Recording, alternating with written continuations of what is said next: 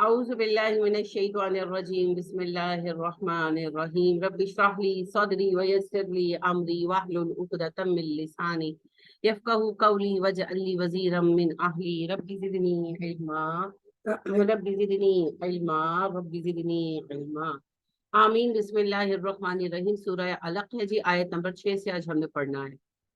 آیت نمبر 5 میں ہم نے یہ جانا کہ اللہ کی جو سب سے بڑی نعمت انسان کو زندگی کے بعد ملی ہے وہ ہے علم، اور علم کی اسلام میں بے حد اہمیت ہے، جس سے آج ہم انتہائی دور ہیں۔ دنیا میں بھی ہمارے پاس علم نہیں ہے، اور آخرت کا بھی، دین کا بھی علم ہمارے پاس نہیں ہے۔ اندازوں پہ چلتے ہیں، تکوں پہ چلتے ہیں،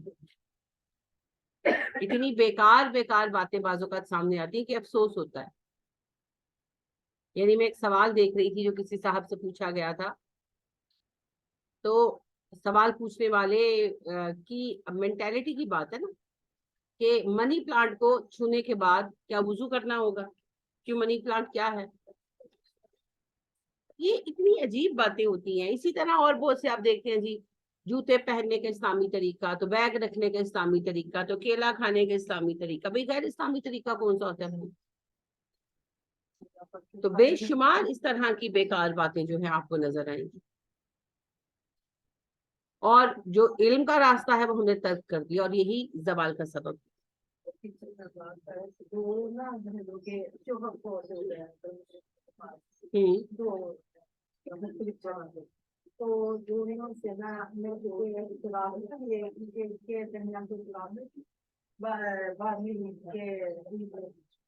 وہ جناب پتا چلا مجھے صبح تھا کہ عزت نہیں کری ہو، تو وہ میں نے پوچھا کہ عزت نہیں کر رہی آپ، تو کہتے نہیں وہ نا بڑوں نے کہا کہ میت کے پیچھے 7 قدم چلا دو۔ میں نے وہ کہا کچھ دن نکل گیا تو میں کہا توبہ کرو پچھلے دنوں کی، اور بیٹھو میں کہ دکھاؤ کہاں دکھائیں گے۔ میں کہ بڑوں راتوں نے کہا کہ ان کو بھی نہیں پتا، لوگوں کے ساتھ رہ رہے کہ وہ انہوں نے سیکھا، انہوں نے کرا دیا۔ میں کہ 7 8 10 قدم 20 25 قدم چل لو تو بہت بڑی چیزیں ماں کو دیکھتی۔ پھر ان کو تھوڑے دن سے گزر رہے تھے، لیکن میں نے ان کو کہا کہ چلے گی توبہ کرو۔ ٹھیک کیا جی ٹھیک کیا آپ نے۔ بہن بتا یہ رہی ہیں کہ کچھ ان کے جہاں ان کا مدرسہ ہے وہاں پر 2 خواتین بیوہ ہو گئی ہیں، تو ان کے گھر والوں نے کہا کہ عدت نہیں ہے جی، آپ جنازے کے پیچھے، شوہر کی میت کے پیچھے 10 قدم یا 7 قدم اپنا اپنا بنایا ہوا ہے۔ پچھلے دنوں مجھے خاتون بتا رہی تھی کہ 20 قدم چل لیں تو جو ہے عدت معاف ہو جاتی ہے۔ تو نہیں جی، عدت بالکل معاف نہیں ہوتی، اور عدت مذاق نہیں ہے۔ اللہ سبحانہ و تعالیٰ نے عدت کے قوانین بیان کر کے بیان کیا کہ اللہ کی حدیں ہیں، ان کو ہاتھ مت لگانے، اور عدت کے لیے باقاعدہ کہا کہ عدت کو پورا شمار کیا کرو۔ تو عدت کا پورے دن گنے جائیں گے، عدت پوری ہوگی، بیوگی کی بھی اور طلاق کی بھی، اور یہ کسی بھی طریقے سے معاف نہیں ہو سکتی۔ اور یہ کوئی جیل نہیں ہے کہ اتنا ڈرامہ کیا جاتا ہے۔ مجھے تو سمجھ نہیں آتی عدت میں کیا دقت ہے، کیا کرنا ہے عدت میں؟ کون سا پہاڑ توڑنا ہے، کون سا الٹا لٹکنا ہے جو اتنا تماشا ہوتا ہے؟ صرف 4 دن نہیں، نہ محرموں سے نہ ملنے کی بھی کوئی بات نہیں ہے جی، وہ بھی ہماری ایڈٹ ہے۔ میں بار بار آپ سے کہہ چکی ہوں، پردے کا حکم تو بالکل الگ ہے، اس کا تعلق عدت سے کوئی نہیں۔ عدت کی پابندیاں صرف 2 ہیں بیسیکلی: گھر میں رہنا، خوشی کی محفلوں میں نہ جانا، اور ہار سنگار نہ کرنا، بس یہ پابندی ہے۔ اس میں کون سی آفت آ رہی ہے سر؟ 4 مہینے 10 دن ہے، آپ نے لپسٹک نہیں لگانی، آپ نے میک اپ نہیں کرنا، جیولری نہیں پہننی، نئے کپڑے نہیں پہننے، خوشی کی محفل میں نہیں جانا، دیٹس آل۔ اس میں کوئی ایسی بات نہیں، حالت سوگ ہے، بس وہ منانا ہے۔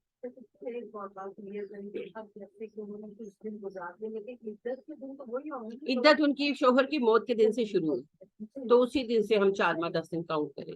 جو انہوں نے ضائع کر دیے ہیں دن، اس پہ بس استغفار کریں، کیونکہ اس کا اب ہم کچھ نہیں کر سکتے۔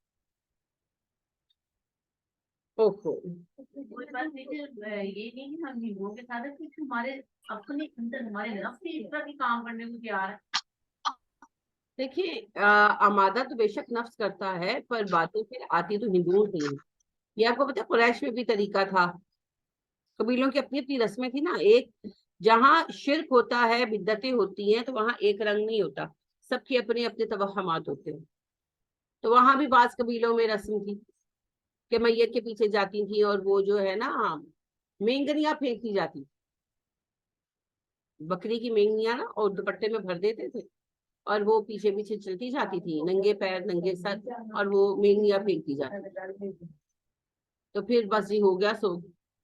اچھا، ایک اسی یہی رسم دوسرے وائس ورسا بھی تھی کہ جو عدت ہوتی تھی وہ گزارتی تھی، اور عدت کے خاتمے کا اعلان اسی طرح ہوتا تھا کہ وہ پورے اپنے قبیلے کا چکر کاٹتی تھی اور اسی طرح مینگنیاں پھینکتی تھی جو عدت ختم ہو گئی۔ اب دو رسمیں، ایک رسم دو چیزوں کو کر رہی تھی کہ عدت کرنی ہی نہیں اس کے لیے بھی اور عدت کے خاتمے کے اعلان کے لیے بھی۔ وجہ ہے توہمات، ہے نا، جس قبیلے نے جس طرح مان لیا اس نے اس طرح بنا دیا۔ رہ گئی ہندوؤں میں تو عدت کا کانسیپٹ ہی نہیں ہے نا۔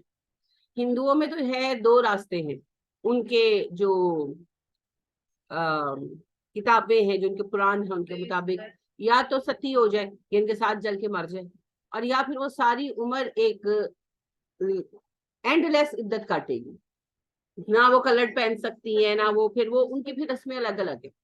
سر بھی ان کے وہی نا، مختلف قبیلے ہیں، مختلف خاندان ہیں، تو پھر رسمیں مختلف ہے۔ جیسے جو خالص براہمن ہیں وہ تو پھر سر بھی منڈوا دیتے ہیں، جو ان کا مذہبی کاسٹ ہے، وہ عورت بال بھی نہیں رکھتی، سر بھی منڈوا دیتی ہے، جوتا نہیں پہنتی، صرف سفید کپڑے پہنے گی اور چٹائی پہ سوئے گی، اچھا نہیں، پکا ہوا کھانا نہیں کھانا، نیچرل فوڈ جیسے پھل وغیرہ کھانے، پکا ہوا کھانا نہیں کھانا، بستر پہ نہیں سونا، ٹھنڈا پانی نہیں پینا۔ وہ پھر اس طرح وہ اس کو بہت بڑی وہ سمجھتے ہیں، یعنی کہ نیکی، اور خواتین خود بھی، ان کے جو براہمن خواتین ہیں وہ اسے خود بہت بڑی نیکی مانتی ہیں، اور وہ ان کے سمجھتے ہیں کہ ایسی عورتوں کی جو دعائیں بڑی قبول ہوتی ہے وہ تو بہت عظیم ہے، وغیرہ وغیرہ۔ پھر اس طرح جیسے نیچے آتے جاتے ہیں، کشتری ہے، ویش ہے، ان میں پھر چیزیں چینج ہوتی جاتی، ٹھیک ہے نا۔ اب جیسے کشتری وغیرہ ہے، ان میں یہ ہے کہ پھر وہ کلر تو نہیں پہنتی، جوتا کوئی کہتا ہے جوتا پہنو، کوئی کہتا ہے نہ پہنو، لیکن بال زیادہ تر منڈوانے کا ان میں نہیں ہے۔ اور جو ویش ہے ان میں تو پھر سرے سے کانسیپٹ ہی نہیں ہے، کیونکہ انہوں نے تو کمانا ہے تو کھانا ہے۔ غریب، بہت ہی غریب لوگ ہیں، دلت بالکل، جو شودر ہے۔ ویش میں پھر تھوڑا بہت چلتا ہے، مگر ان میں بھی کام وغیرہ چلتے رہتے ہیں، کیونکہ وہ کسان طبقہ ہے سر، تو عورتیں کھیتوں پر آتی ہیں، کام کرتی ہیں۔ ہاں یہ ہے کہ خوشی کی محفلوں میں ان چیزوں میں شریک نہیں ہوتی۔ تو جو شودر طبقہ آ جاتا ہے اس میں تو پھر بالکل ہی پابندی ختم ہی ہو جاتی ہے۔ کیوں؟ ان لوگوں نے سب نے محنت کرنی ہے تب گھر چلے، محنت کش طبقہ ہے، تو ان کے لیے ہر فرد قیمتی ہے جو کما سکتا ہے۔ تو رسمیں ہے نا، تو سب کے اندر چینج ہے۔ تو یہ جو فرق ہے نا، یہ اسی وجہ سے ہے کہ یہ سارے جو ہے نا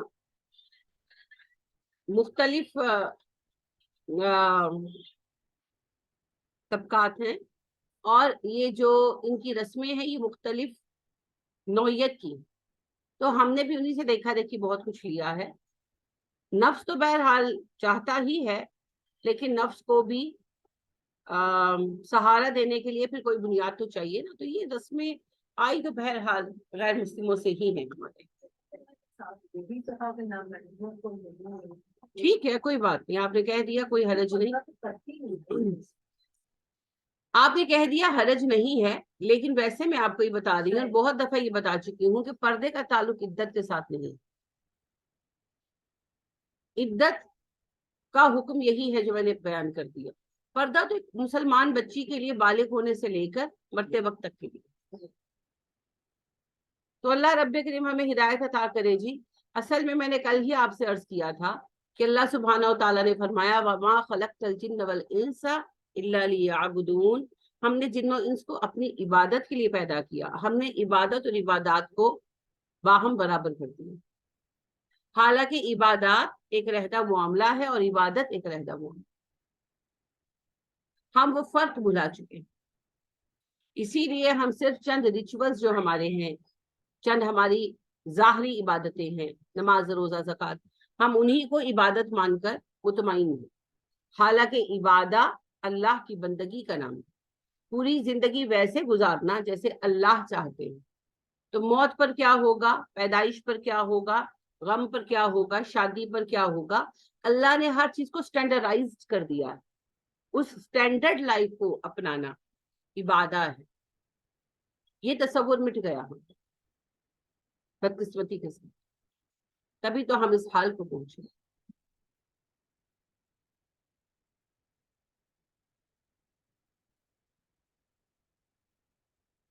تو سب علم سے دوری کی وجوہات ہیں. سارے لوگ عالم نہ بھی ہوں تو کم از کم ایک گروہ ہر علاقے میں عالم ہونا چاہیے جو لوگوں کو بتا سکے کہ کیا حق ہے اور کیا بات ہے. اس میں ایک جو میں آتی ہوں یعنی ایک جو یعنی کہ اس کی بہن ہے بیٹا ہے اور پھر سارے رشتے دار یعنی نند بھی ہے ساس بھی موجود ہے سب موجود یعنی کوئی ایسا یعنی کہ کہیں نہیں ایشو کو بھی میں نہیں کر سکتی اور شوہر کے پیچھے چلانا چاہیے اس کا گزارا نہیں ہوتا. دیکھیں گزارا ہو یا نہ ہو حکم تو اپنی جگہ پر رہے گا نا. یہ تو کوئی ایکسکیوز ہے ہی نہیں. اللہ رب کریم ہم سب پہ رحم فرمائے جی. تو بات یہ تھی کہ علم کی اہمیت پہلی 5 آیتوں میں بیان ہوئی اور میں نے کل بھی عرض کیا یہی بات کہ ہمارے نبی صلی اللہ علیہ وآلہ وسلم وہ نبی ہیں جنہیں دعا بھی ملی تو ربی زدنی علما کی ملی اور آپ نے کہا میں تو معلم بنایا گیا ہوں اور آپ صلی اللہ علیہ وسلم پر پہلی وحی بھی جو آئی وہ علم کے بارے میں آئی اور آپ کی امت اتنی جاہل ہے کہ آج ہم ہر معاملے میں دوسروں کے محتاج ہیں. ہر معاملے میں. ٹیکنالوجی میں ہم بھکاری ہیں, علم میں ہم بھکاری ہیں, ذرائع میں ہم بھکاری ہیں, تہذیب میں ہم ان کے ذہنوں سے ان کی تہذیب سے متاثر ذہنوں کے مالک ہیں, ذہنی غلامی کا شکار. اور دین میں ہم اتنا بھی نہیں جانتے کہ مسلمان کی ڈیفینیشن کیا ہے. کسی سے پوچھ لے جو آپ کے پی ایچ ڈی بچے ہیں جس نے اسلامیات میں ماسٹرز کیا ہو اس سے بٹھائیں اور بس اتنا پوچھیں مسلمان کی ڈیفینیشن کیا. پوچھ لیں اور نتیجہ دیکھ لیں. تو جب ہم جانتے ہی نہیں ہیں کہ کون سی چیز ایک بندے کو کافر کرتی ہے تو پھر فتوے کیسے لگا سکتے ہیں کسی پر کہ یہ کافر ہے وہ کافر. فتوے تو بہت لگائے ہوئے ہیں.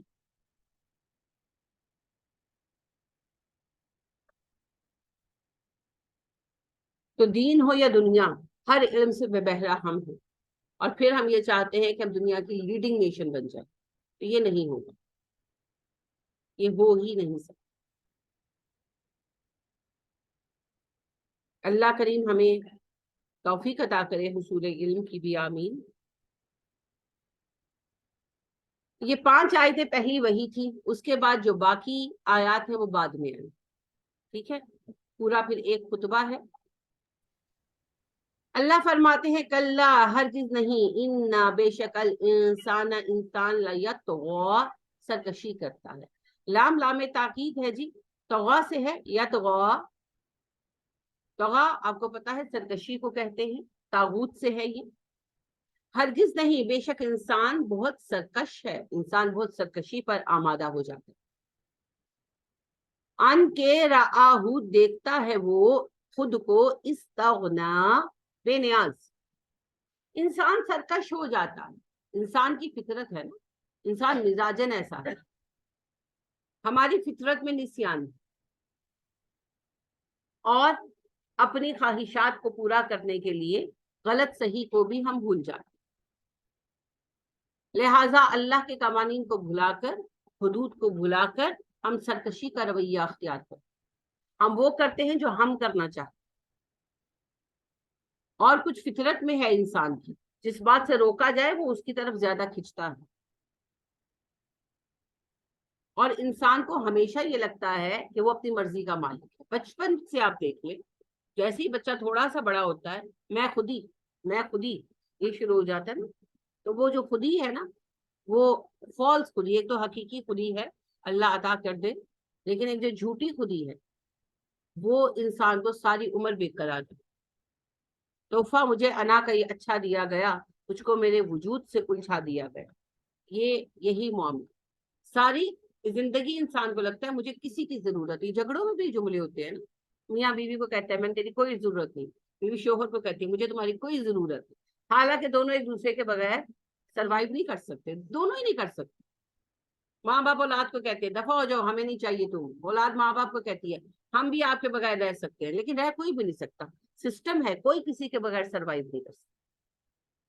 मानते नहीं है मगर गमज़दा औलादें भी रहती है, कुछ अरसा नहीं रहती, फिर आगे चलकर हो जाती है। तो हर चीज की अपनी जगह जरूरत है, हर रिश्ते की अपनी जगह जरूरत है, लेकिन इंसान है ना, सरकश है, मानता नहीं। इतनी अना हमने बढ़ा रखी है, रोएंगे एक दूसरे के पीछे मगर एक दूसरे को आमने सामने नहीं बताएंगे कि हम तुम्हें मिस करते हैं, हमें तुमसे मोहब्बत है, हम तुम्हारे बगैर दुखी हैं, और सारी जिंदगी कर्ब में गुजारते हैं। यही मामला हम अपने दीन की तरफ भी रखते, हम अपनी गलती नहीं मानते। कोई गलती कर ली, कोई भी गलती, तो हम उस पर इसरार करते नहीं, मैंने जो किया सही किया, ऐसे ही होना चाहिए। हम इस्तिगफार पर नहीं आते, हम पलट कर अल्लाह सुब्हान व तआला का दामन नहीं थामते। अनाबियत कहते हैं, रुजू करना, वापस पलटना। तो राजे होना, वापस पलटना, ये अल्लाह को बहुत पसंद। अनाबियत की सिफत अल्लाह को बहुत पसंद। अव्वाब की सिफत बहुत पसंद है। इब्राहिम अलैहिस्सलाम की सिफत आती है ना, अव्वाहू, अव्वाब। इब्राहिम बहुत ही वापस लौटने वाले थे। अव्वाब कहते हैं, अव्वाबीन की नमाज का नाम भी इसी से है। जब सूरज अपनी पीक पर होता है ना, 11 साढ़े 11 बजे, जब सूरज निस्फ़ नहार पर होता है, ऐन आसमान के दरमियान में होता है, तो उसकी धूप बहुत तेज हो जाती है और सीधी किरणें पड़ती हैं जमीन पर, तो रेत तप जाती है। और आपको पता है रेत बहुत तेज गर्म हो जाती है। तो जो ऊंटों के बच्चे होते हैं ना, उनकी पैरों की झिल्ली कमजोर होती है, तो उनके पैर जलने लगते हैं, तो फिर साए की तरफ भागते हैं, कहीं ना कहीं साया ढूंढते हैं।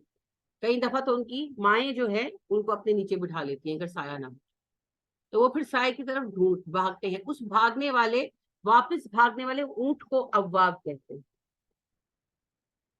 तो इंसान जब अपनी गलतियों की धूप में आता है, जिस मुसीबत में भी फंसते हैं, फंसते तो हम खुद हैं। तो जब अपनी गलतियों, अपनी कोताहियों की धूप के साए में हम फंसते हैं और वो धूप, वो तपिश जलाने लगती है, तो कम से कम उस वक्त बेकरार होकर वापस भागे ना कि अल्लाह जी गलती तो हो गई, धूप में तो फंस गए, सह नहीं सकते, ताकत नहीं है हमारे में, उस वक्त तो वापस भागे ना। कभी दुनिया में कोई ऐसा ऊंट का मालिक नहीं गुजरा जो ऊंट के बच्चे के लिए दरवाजा ना खोले अपने अस्तबल का, कि पहले बुला रहे हैं आया नहीं, हूं जाओ थे। तो अल्लाह तो उससे बहुत ज्यादा मेहरबान है। हम अल्लाह इस कदर मेहरबान है कि जब हम थोड़ा सा ज़ुहद और तकवा इख्तियार करते हैं ना, 4 दिन तहज्जुद पढ़ते हैं, तो उसके आसार चेहरे से नजर आने लगते आते हैं। लेकिन सारी जिंदगी गुनाह करते हैं और उसका असर अल्लाह हमारे चेहरे पर जाहिर नहीं करते। अल्लाह हमारा पर्दा रखते, ऐसा रब है। तो कम अज कम जब तकलीफ पहुंचे और एहसास हो कि मुझसे गलती हो गई, तब तो वापिस आओ। तो अनाबियत की सिफत, अवाबियत की सिफत ये तो हो, अपने असल मालिक की पहचान तो हो। तो असल मालिक की पहचान जिसको होती है वो कभी तो पलटता है। लेकिन इंसान ऐसे हैं, और बहुत सारे हैं, आजकल तो ये रवैया आम है कि अगर कोई तकलीफ आई, कोई परेशानी आई और आपने कहा कि अल्लाह से इस्तिगफार करें, तो वो कहते हैं जी ये तो होता है जिंदगी में, इसमें मेरा कौन सा गुनाह आड़े आ गया। अगर मुझे कैंसर डायग्नोज हो गया है तो इसका मतलब ये कि मैं गुनहगार हूं, क्योंकि सोच है ही नहीं, दूर की सोच है ही नहीं। और सबसे अहम बात यह है कि अल्लाह सुब्हाना व तआला और अपने ताल्लुक की पहचान नहीं। बहस ये नहीं है कि आप गुनहगार हैं या नहीं है, वैसे तो हर वक्त ही हम अल्लाह की नाफरमानियों पर कमर बांधे हुए हैं, लेकिन ये बहस नहीं है कि हम गुनहगार हैं या नहीं। बहस तो ये है कि हमें अपने रब को राजी करना और उसकी रजा کہ حصول کے لیے سب سے اہم بات یہی ہے کہ ہم اپنی خطاؤں کی معافی کے لیے اس سے مدد مانگیں، اور اس کا بہترین رستہ استغفار ہے، لیکن سوچ ہی نہیں ہے، کیونکہ زندگی کا مقصد یہ نہیں نا، زندگی کا مقصد تو بس پیسے کمانا، گھر بنانا، بچوں کی شادیاں کرنا، بس یہی زندگی کا مقصد۔ تو لہٰذا یہ سوچ بن گئی ہے کہ جی جو کرنا ہے خود کرنا ہے، خود ہی سے ہوگا، نہیں اللہ سبحانہ و تعالیٰ سے ٹھیک ہے آپ دعا کرتے ہیں لیکن دعا سے تھوڑی معاملہ حل ہوگا، نہیں، فائنلی معاملہ دعا سے ہی حل ہوگا، وہ صلاحیت بھی اللہ دعا سے ہی دیتے ہیں، مسئلہ حل کرنے کی توفیق بھی اللہ کی طرف سے ملتی ہے، خود سے کوئی کچھ نہیں کر سکتا۔ یہی تو غلط گمان۔ اللہ پر توکل کا یہ مطلب نہیں ہے کہ کوشش نہ کی جائے، لیکن کوشش کا یہ مطلب نہیں ہے کہ خود کو خود مختار سمجھ لیا جائے۔ میں اگر کامیاب ہو رہی ہوں کسی بھی معاملے میں تو اس کا مطلب یہ نہیں ہے کہ یہ میری کامیابی ہے، محنت ہماری اور کامیابی اللہ کی۔ لہٰذا آپ دیکھیے احد بدر میں بغیر ساز و سامان کے کامیاب ہو گئے، اور احد میں تیاری کے باوجود ہار گئے، اور ایسی بہت ساری چیزیں آپ کو ملے گی۔ پاکستان کی تاریخ اٹھا کر دیکھیں، 1965 کی جنگ جیت گئے، حالانکہ امکانات نہیں تھے، پوری دنیا کی نظریں لگی ہوئی تھی، اور 1971 کی وار ہارے، حالانکہ ہارنے کا کوئی جواز نہیں، کوئی سبب نہیں۔ اب ہم کہتے ہیں سازشیں تھیں، یہ تھی وہ تھا، ٹھیک ہے، ہاں بالکل تھا، مگر اللہ کی مدد ساتھ ہوتی ہے تو پھر انسان سازشوں پر بھی قابو پا جاتا ہے، اللہ کی مدد اٹھ جاتی ہے تو پھر کوئی مدد کرنے نہیں آ سکتا، پھر بعد میں بیٹھ کے لگے رہو اس کی سازش تھی، اس کی سازش تھی، اس کی سازش تھی، وہ پھر لگے رہو۔ تو انسان کا یہ گمان کہ وہ اپنی زندگی کا خود مالک ہے، یہ جو آج آپ کی یوتھ بھی نعرے لگا رہی ہے، میرا جسم میری مرضی، میری زندگی میری مرضی، میں جیسے چاہوں جیوں، یہ بڑی نعرے تو کبھی جلوس نکلتا ہے تو لگتے ہیں نا، لیکن یہ بات تو ہوتی رہتی ہے گھروں میں۔ کچھ دن پہلے بھی ایک خاتون اپنی بیٹی کو لائی ہوئی تھی، اور وہ یہی میری زندگی ہے، ایک زندگی ملی ہے، میں اپنی طرف سے جینا چاہتی ہوں، جیسے میں چاہتی ہوں جینا چاہتی ہوں، بس وہ بچی ایسے کر کر کے بات کر رہی تھی، مجھ سے بھی آ رہی تھی، مجھے بچیاں ہیں، بچے ہیں، کم عمر ہیں، ابھی سمجھتے نہیں ہیں، کیونکہ ہم نے انہیں سمجھنے کے لائق ہی نہیں چھوڑا نا، ہم لوگوں نے ان کو پالا کس پہ؟ موبائلوں پہ، ٹی ویوں پہ، ماؤں نے کھانا کھلانا، ٹی وی کے آگے بٹھا کے کھانا دے دینا کہ بچہ کھانا کھا لے، اب ظاہری بات ہے ذہن سازی تو وہی ہو چکی ہے، نہ ہم نے دین کی حد بتائی، نہ غلط صحیح بتایا، اب وہ ذہن جو ہے منتشر ہے، اور ظاہری بات ہے کہ جب انسان بڑا ہو رہا ہوتا ہے 14 15 16 سال کی عمر، اس وقت میں تو صرف وہ چیزیں اپنی طرف کھینچتی ہیں جن میں لطف ہے، کیونکہ زندگی کا جوش ہوتا ہے، قدرتی امر ہے، خود کو دیکھیں، جو ہم 15 20 سال کی عمر میں تھے اور آج 40 42 سال کی عمر میں کتنا فرق آ چکا، جن چیزوں کی اس وقت ہم مرنے کو تیار تھے، یعنی لڑ پڑتے تھے آپس میں، وہ چیزوں کی اہمیت ہی ختم ہو گئی۔ تو یہ تو زندگی کے فیز ہیں۔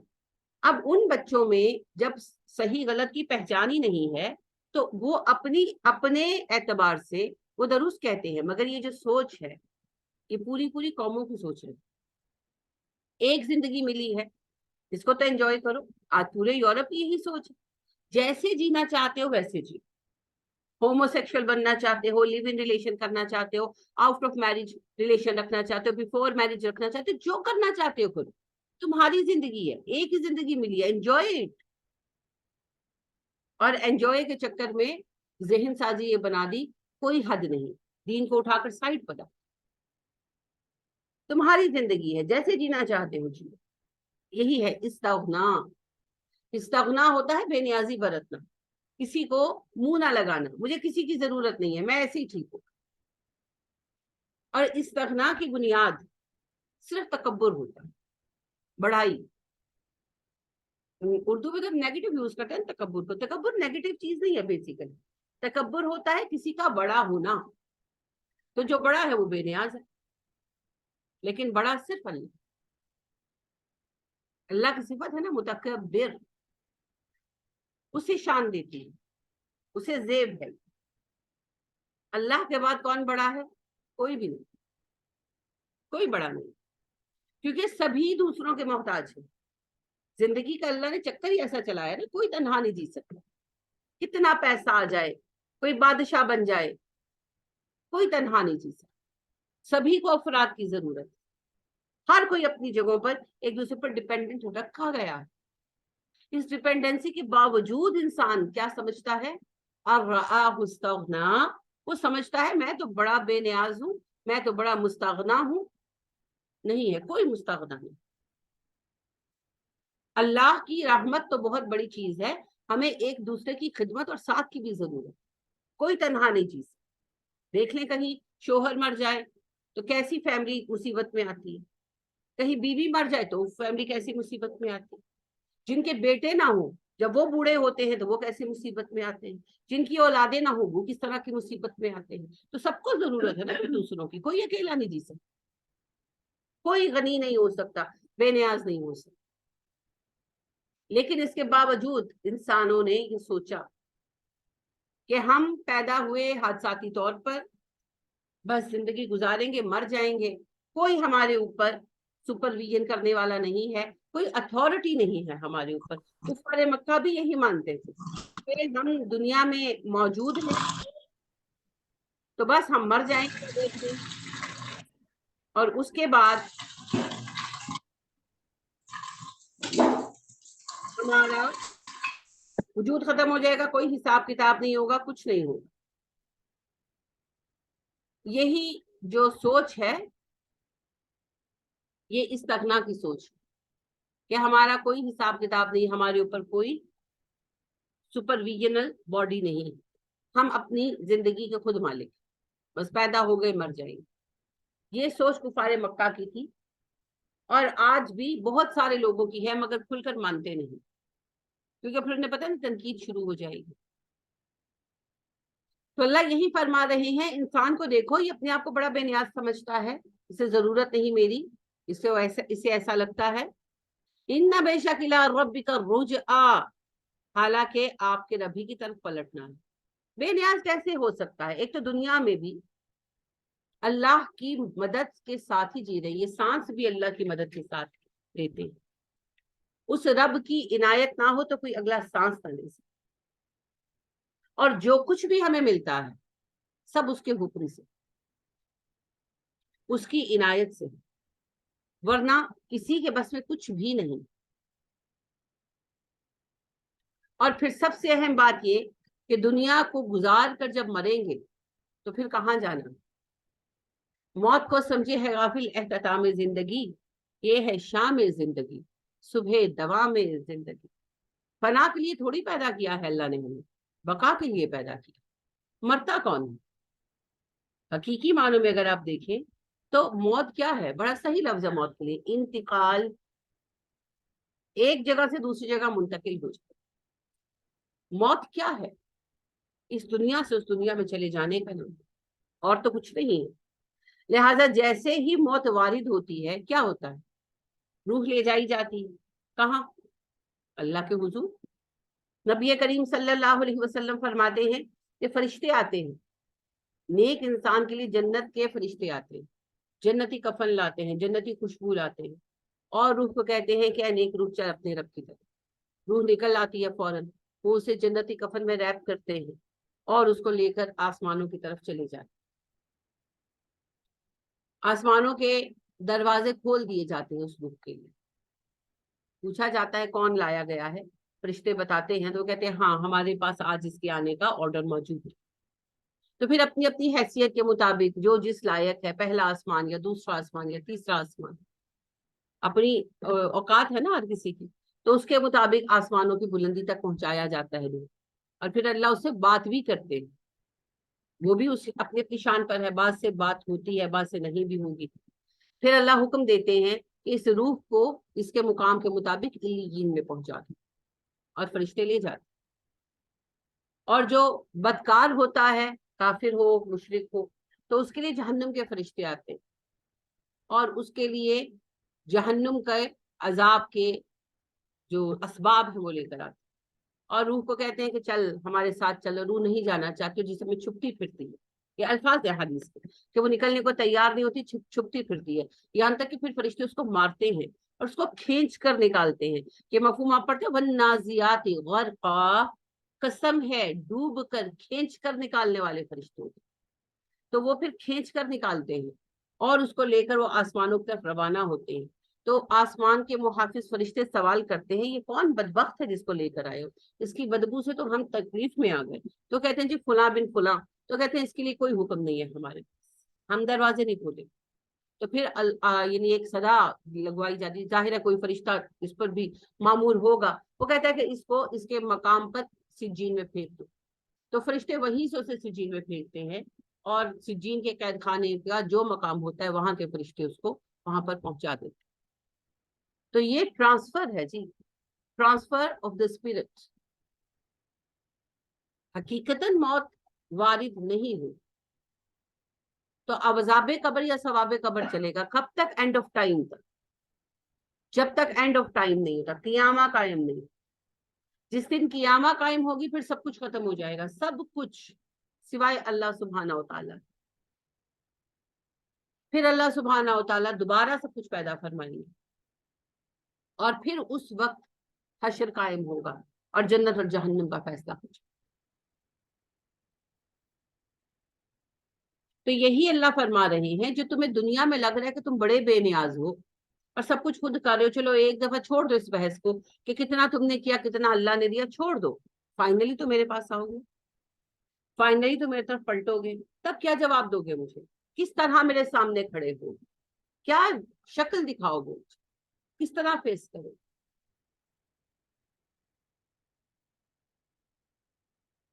یہ جی بڑی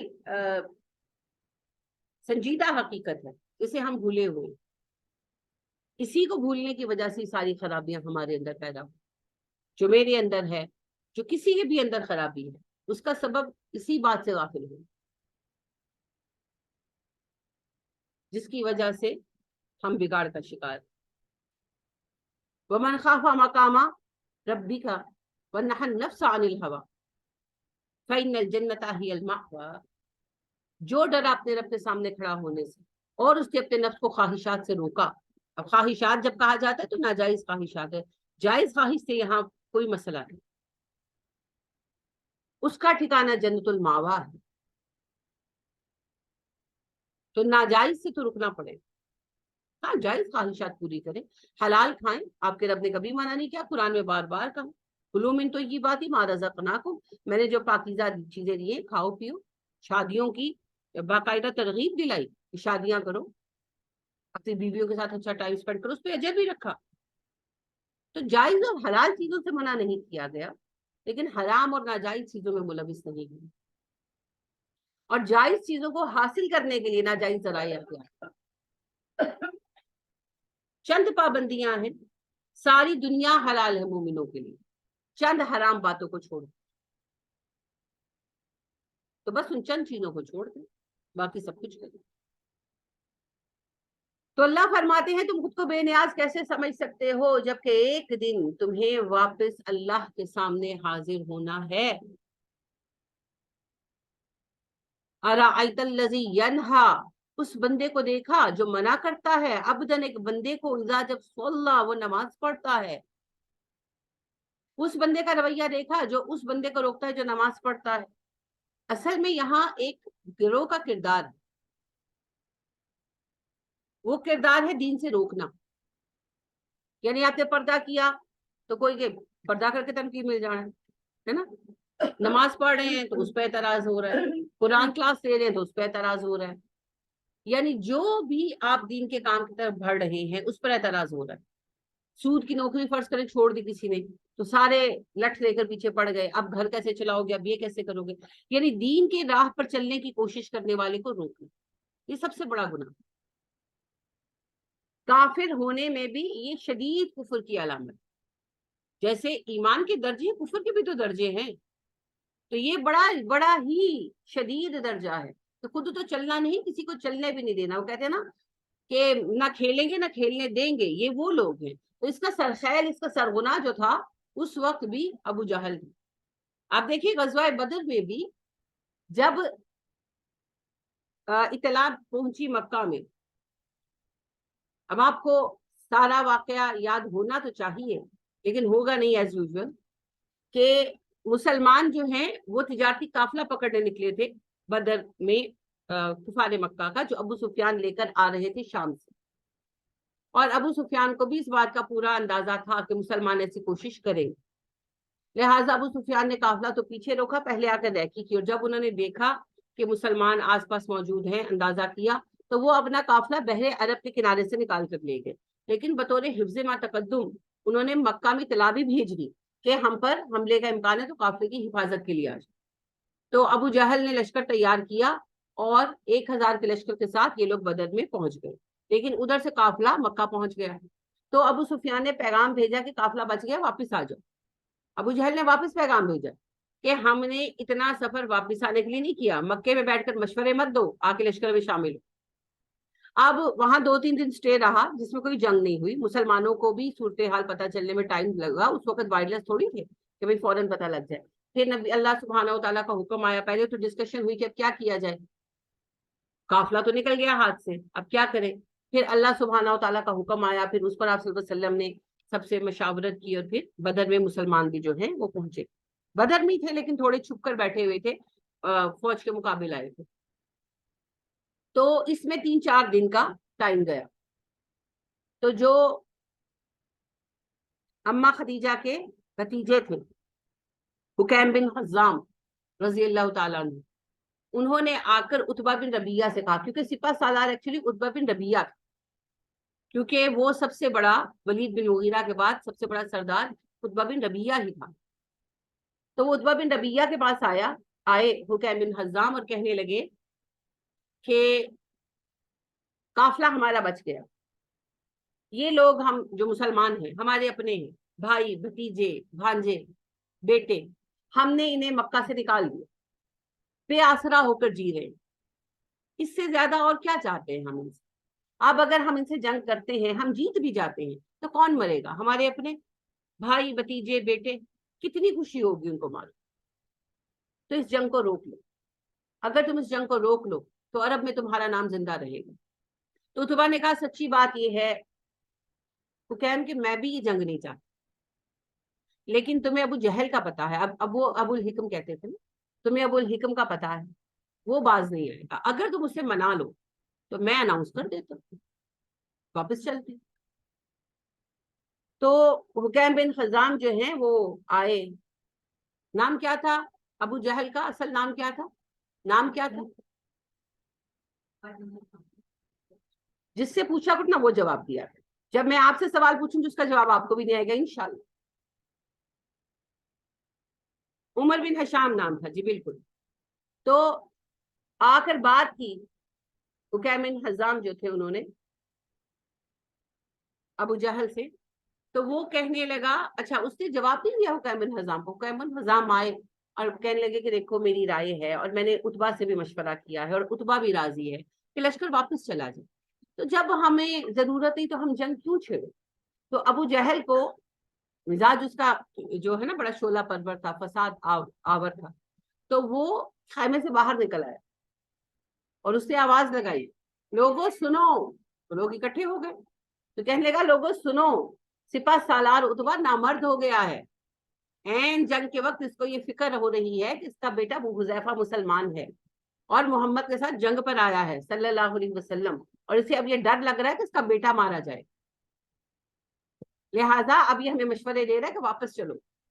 अब अरबों में नामर्दी का ताना बहुत बड़ा ताना माना जाता।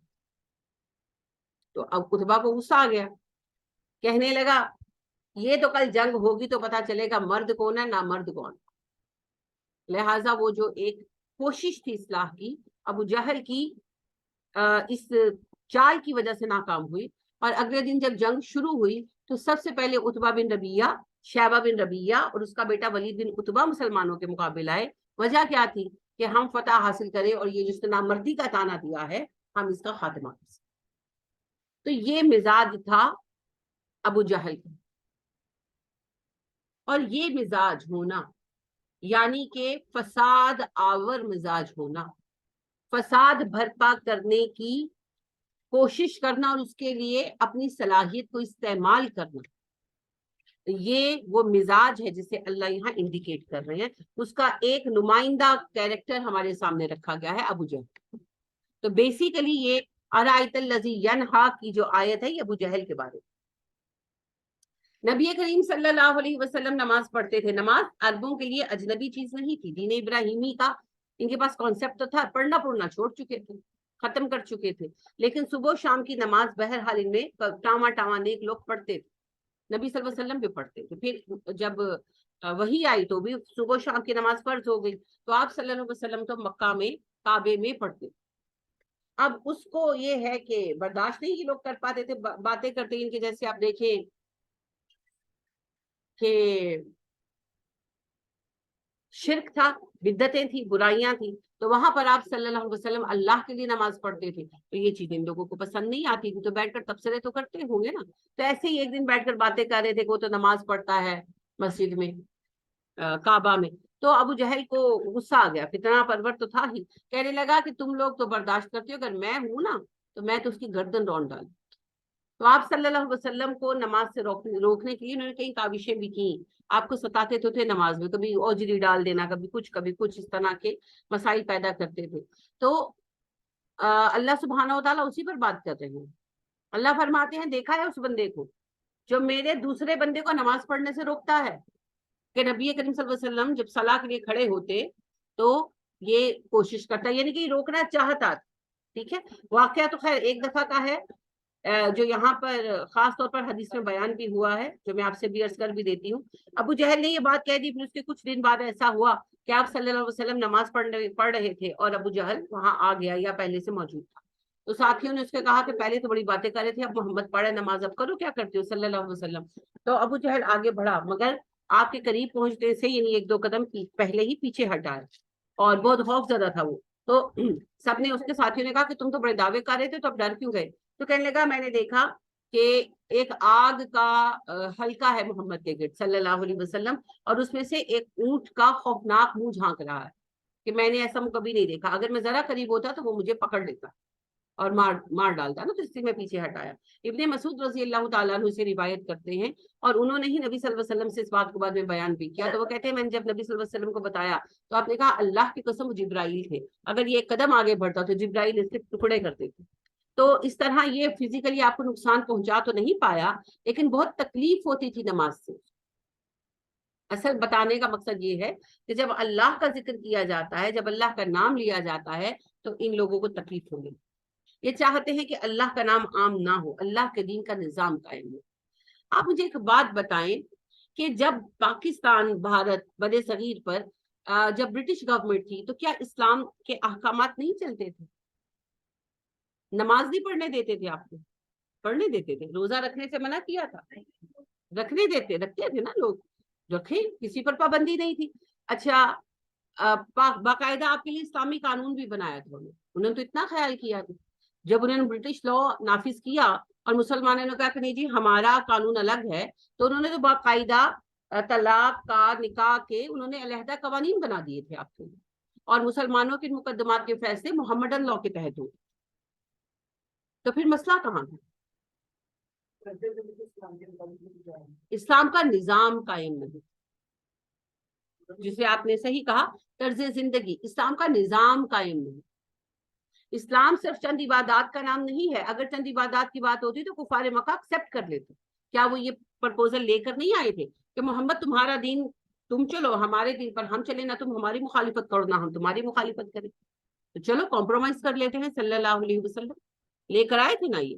آپ صلی اللہ علیہ وسلم کی تبلیغ کے 5ویں سال میں گھٹنوں پر آ گئے تھے، اور یہ پرپوزل لے کر آئے تھے کہ تم اپنے طریقے پر چلو، ہم اپنے طریقے پر چلتے ہیں، ہم تمہارا رستہ نہیں روکیں گے، تم ہمارا رستہ نہیں روکیں۔ لیکن اللہ سبحانہ و تعالیٰ نے سورہ کافرون اتاری، اور اللہ سبحانہ و تعالیٰ نے کہا کمپرومائز نہیں ہو سکتا، نہیں ہو سکتا کمپرومائز۔ کیوں نہیں ہو سکتا کمپرومائز؟ کیونکہ صرف نماز پڑھانا مقصد نہیں ہے، صرف روزے رکھوانا مقصد نہیں ہے، مقصد ہے اللہ کے دین کا نظام قائم کرنا۔ اللہ فرماتے ہیں نا وہی رب ہے جس نے بھیجا اس نبی صلی اللہ علیہ وسلم کو اپنا دین دے کر، تاکہ سارے دینوں پر اس کو غالب کر دے۔ تو جب تک وہ غلبہ دین قائم نہیں ہوگا، نبوت کا مقصد حاصل نہیں ہوگا۔ تو وہ دین کا نظام قائم ہونا، وہ اصل مسئلہ ہے. آج بھی آپ دیکھیں جو یورپ میں، امریکہ میں، یو کے میں بیٹھے ہوئے ہیں مسلمان، جب رمضان آتا ہے تو ان کے لیے ریٹس کم کر دیے جاتے ہیں، اعزازی افطاریاں بھی رکھ دی جاتی ہیں پارلیمنٹ ہاؤس وغیرہ میں، اور عید کی نمازوں کے لیے ان کو اجازت بھی مل جاتی ہے، تراویحوں کے لیے بھی اجازت مل جاتی ہے کہ جاؤ پارکوں میں انتظام کر لو، علی اعلان پڑھ لو، ملتی ہے نا اجازت، اور اس میں ان کو کوئی اعتراض نہیں ہے. اعتراض کب شروع ہوتا ہے؟ اعتراض شروع ہوتا ہے جب بات غلبہ دین کی ہوتی ہے، ہم اسلامی نظام نافذ کریں. جس وقت یہ بات ہوتی ہے اس وقت پریشانی لاحق، کیونکہ حق کا نظام قائم ہوگا تو باطل کا نظام مٹ جائے. تو اس نظام کے قیام سے مسئلہ تھا. لہذا نبی کریم صلی اللہ علیہ وسلم کا وجود برداشت نہیں تھا، انہیں وہ نظام نہیں چاہیے. اور اس نظام کا پہلا اعلان صلاح.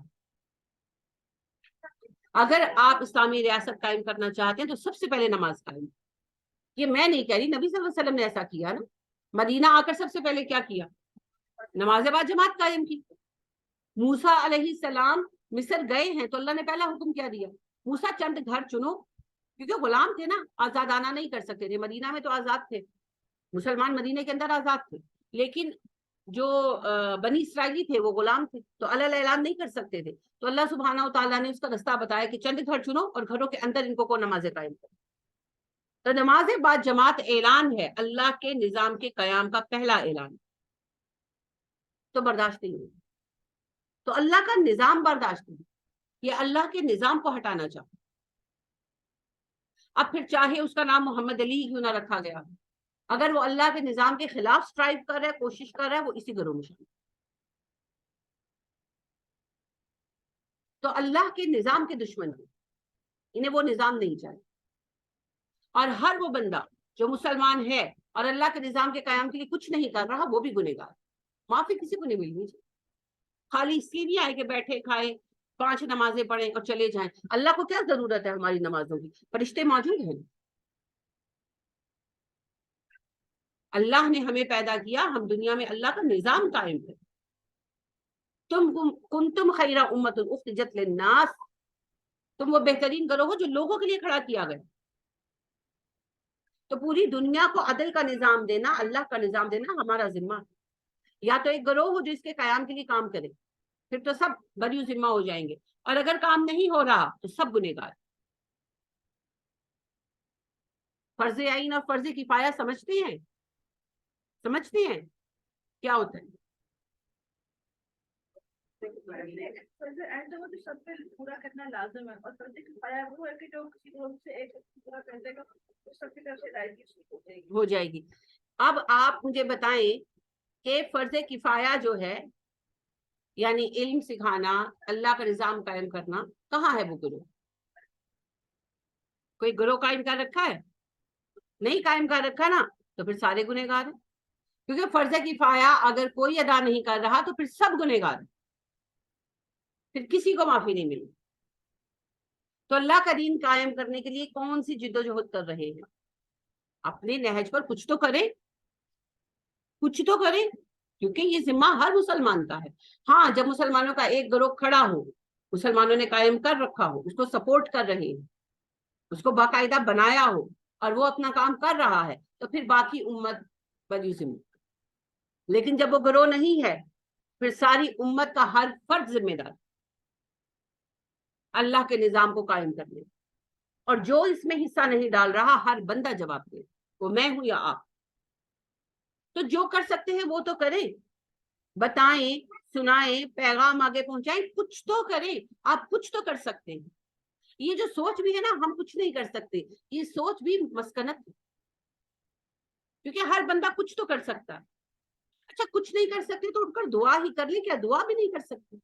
لیکن ہماری دعاؤں میں بھی اللہ کے نظام کے قیام کی دعا کا کوئی حصہ شامل نہیں. ہماری دعائیں بھی نوکری مل جائے، گھر بن جائے، بارش ہو جائے، گرمی ٹل جائے، یہی دعائیں ہیں جن کا کوئی سبب نہیں ہے کہ گرمی تو جب ٹلنی ہے تبھی ٹلنی ہے. ہاں ہاں، قوم کا احساس تو باقی نہیں رہا، نہ ذمہ داری نہ حیثیت، کچھ یاد نہیں رہا. وہ اقبال کہتے ہیں واہ ناکامی متائے کارواں جاتا رہا، کارواں کے دل سے احساس زیاں جاتا۔ اتنے لوگ ملنے آتے ہیں اور مسئلے، بیوی بات نہیں مانتی، شوہر پیسے نہیں دیتا، ساس ظالم ہے، بہو نافرمان ہے، یہی کچھ ہے، بس یہی کچھ ہے۔ ہم ان مسئلوں سے اوپر اٹھ ہی نہیں پا رہے۔ علامہ ابن قیم کہتے ہیں میں لوگوں کو دیکھتا ہوں کہ لوگ روتے ہیں اولاد نہ ہونے پر، لوگ روتے ہیں شادی نہ ہونے پر، لوگ روتے ہیں اپنا گھر نہ ہونے پر، اور امت کی بے کسی اور بے بسی پر کسی کو رونا نہیں آتا۔ امت کی بدحالی کسی کو نہیں بیدار کرتی راتوں میں، امت کی تباہی کا احساس کسی کے دل کا غم نہیں ہے، اور وہی حال جوں کا تم موجود۔ تو اس نظام سے چڑھتے تھے یہ، اور اس نظام کا پہلا اعلان نماز کا قیام۔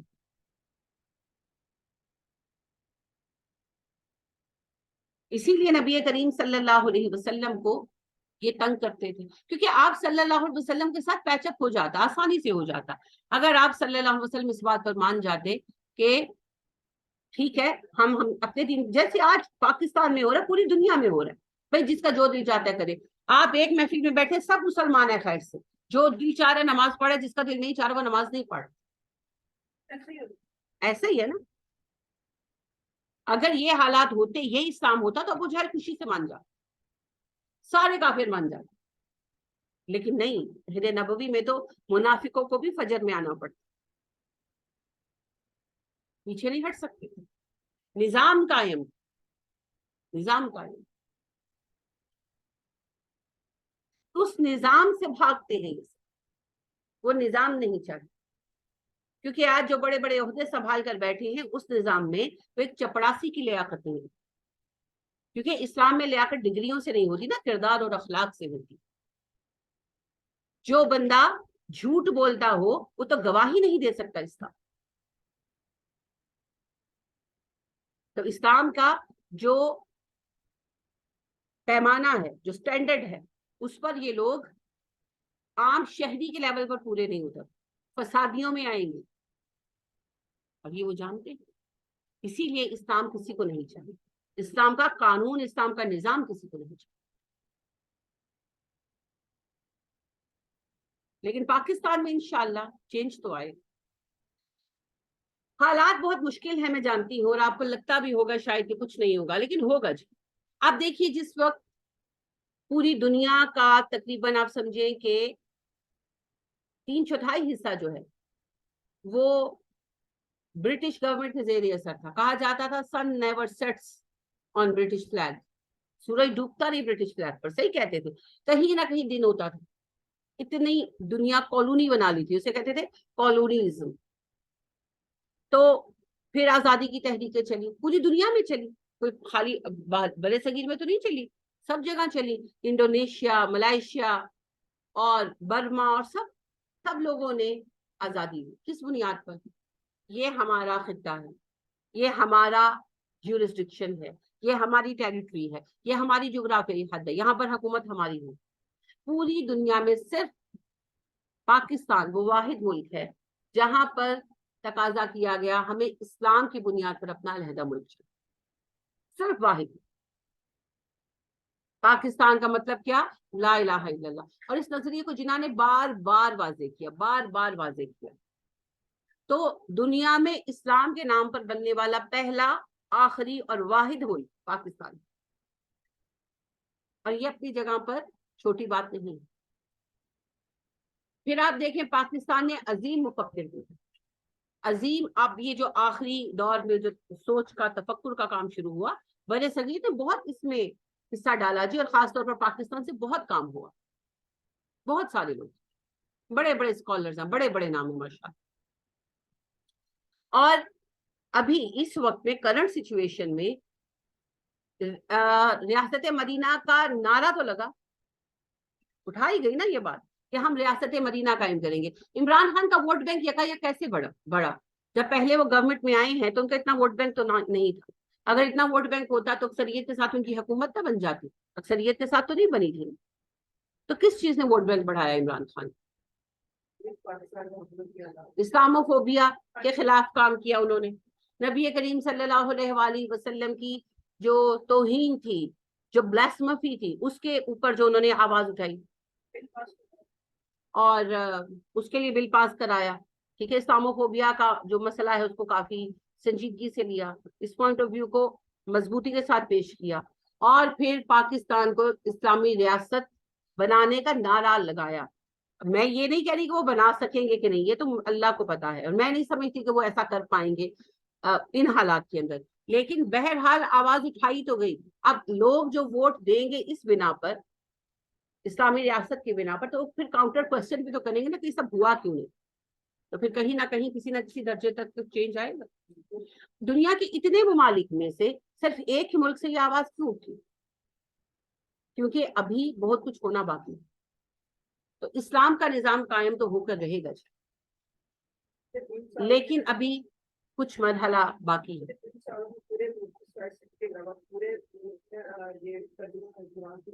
الحمدللہ، بالکل بہت بڑا کام ہے. یہ بھی کریڈٹ عمران خان صاحب کو جاتا ہے کہ قرآن مجید جو ہے ترجمے کے ساتھ نصاب میں شامل کیا گیا.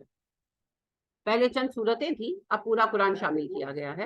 اور یہ بہت اور بڑا اچھا جو ہے ترجمہ اس میں جو ہے ایڈ کیا گیا ہے، ان کے پراپر ترجمہ ایڈ کیا گیا ہے گروہوں سے، فقہوں سے اٹھ کر. یہ بہت بڑی بات ہے جی، اس سے چینج آئے گا. یہ کچھ نہ کچھ نہیں، بہت کچھ آئے گا، کیونکہ بچوں کے ذہن زرخیز ہوتے ہیں. وہ اس عمر میں جب پڑھیں گے تو ریاست میں چینج آئے گا. جی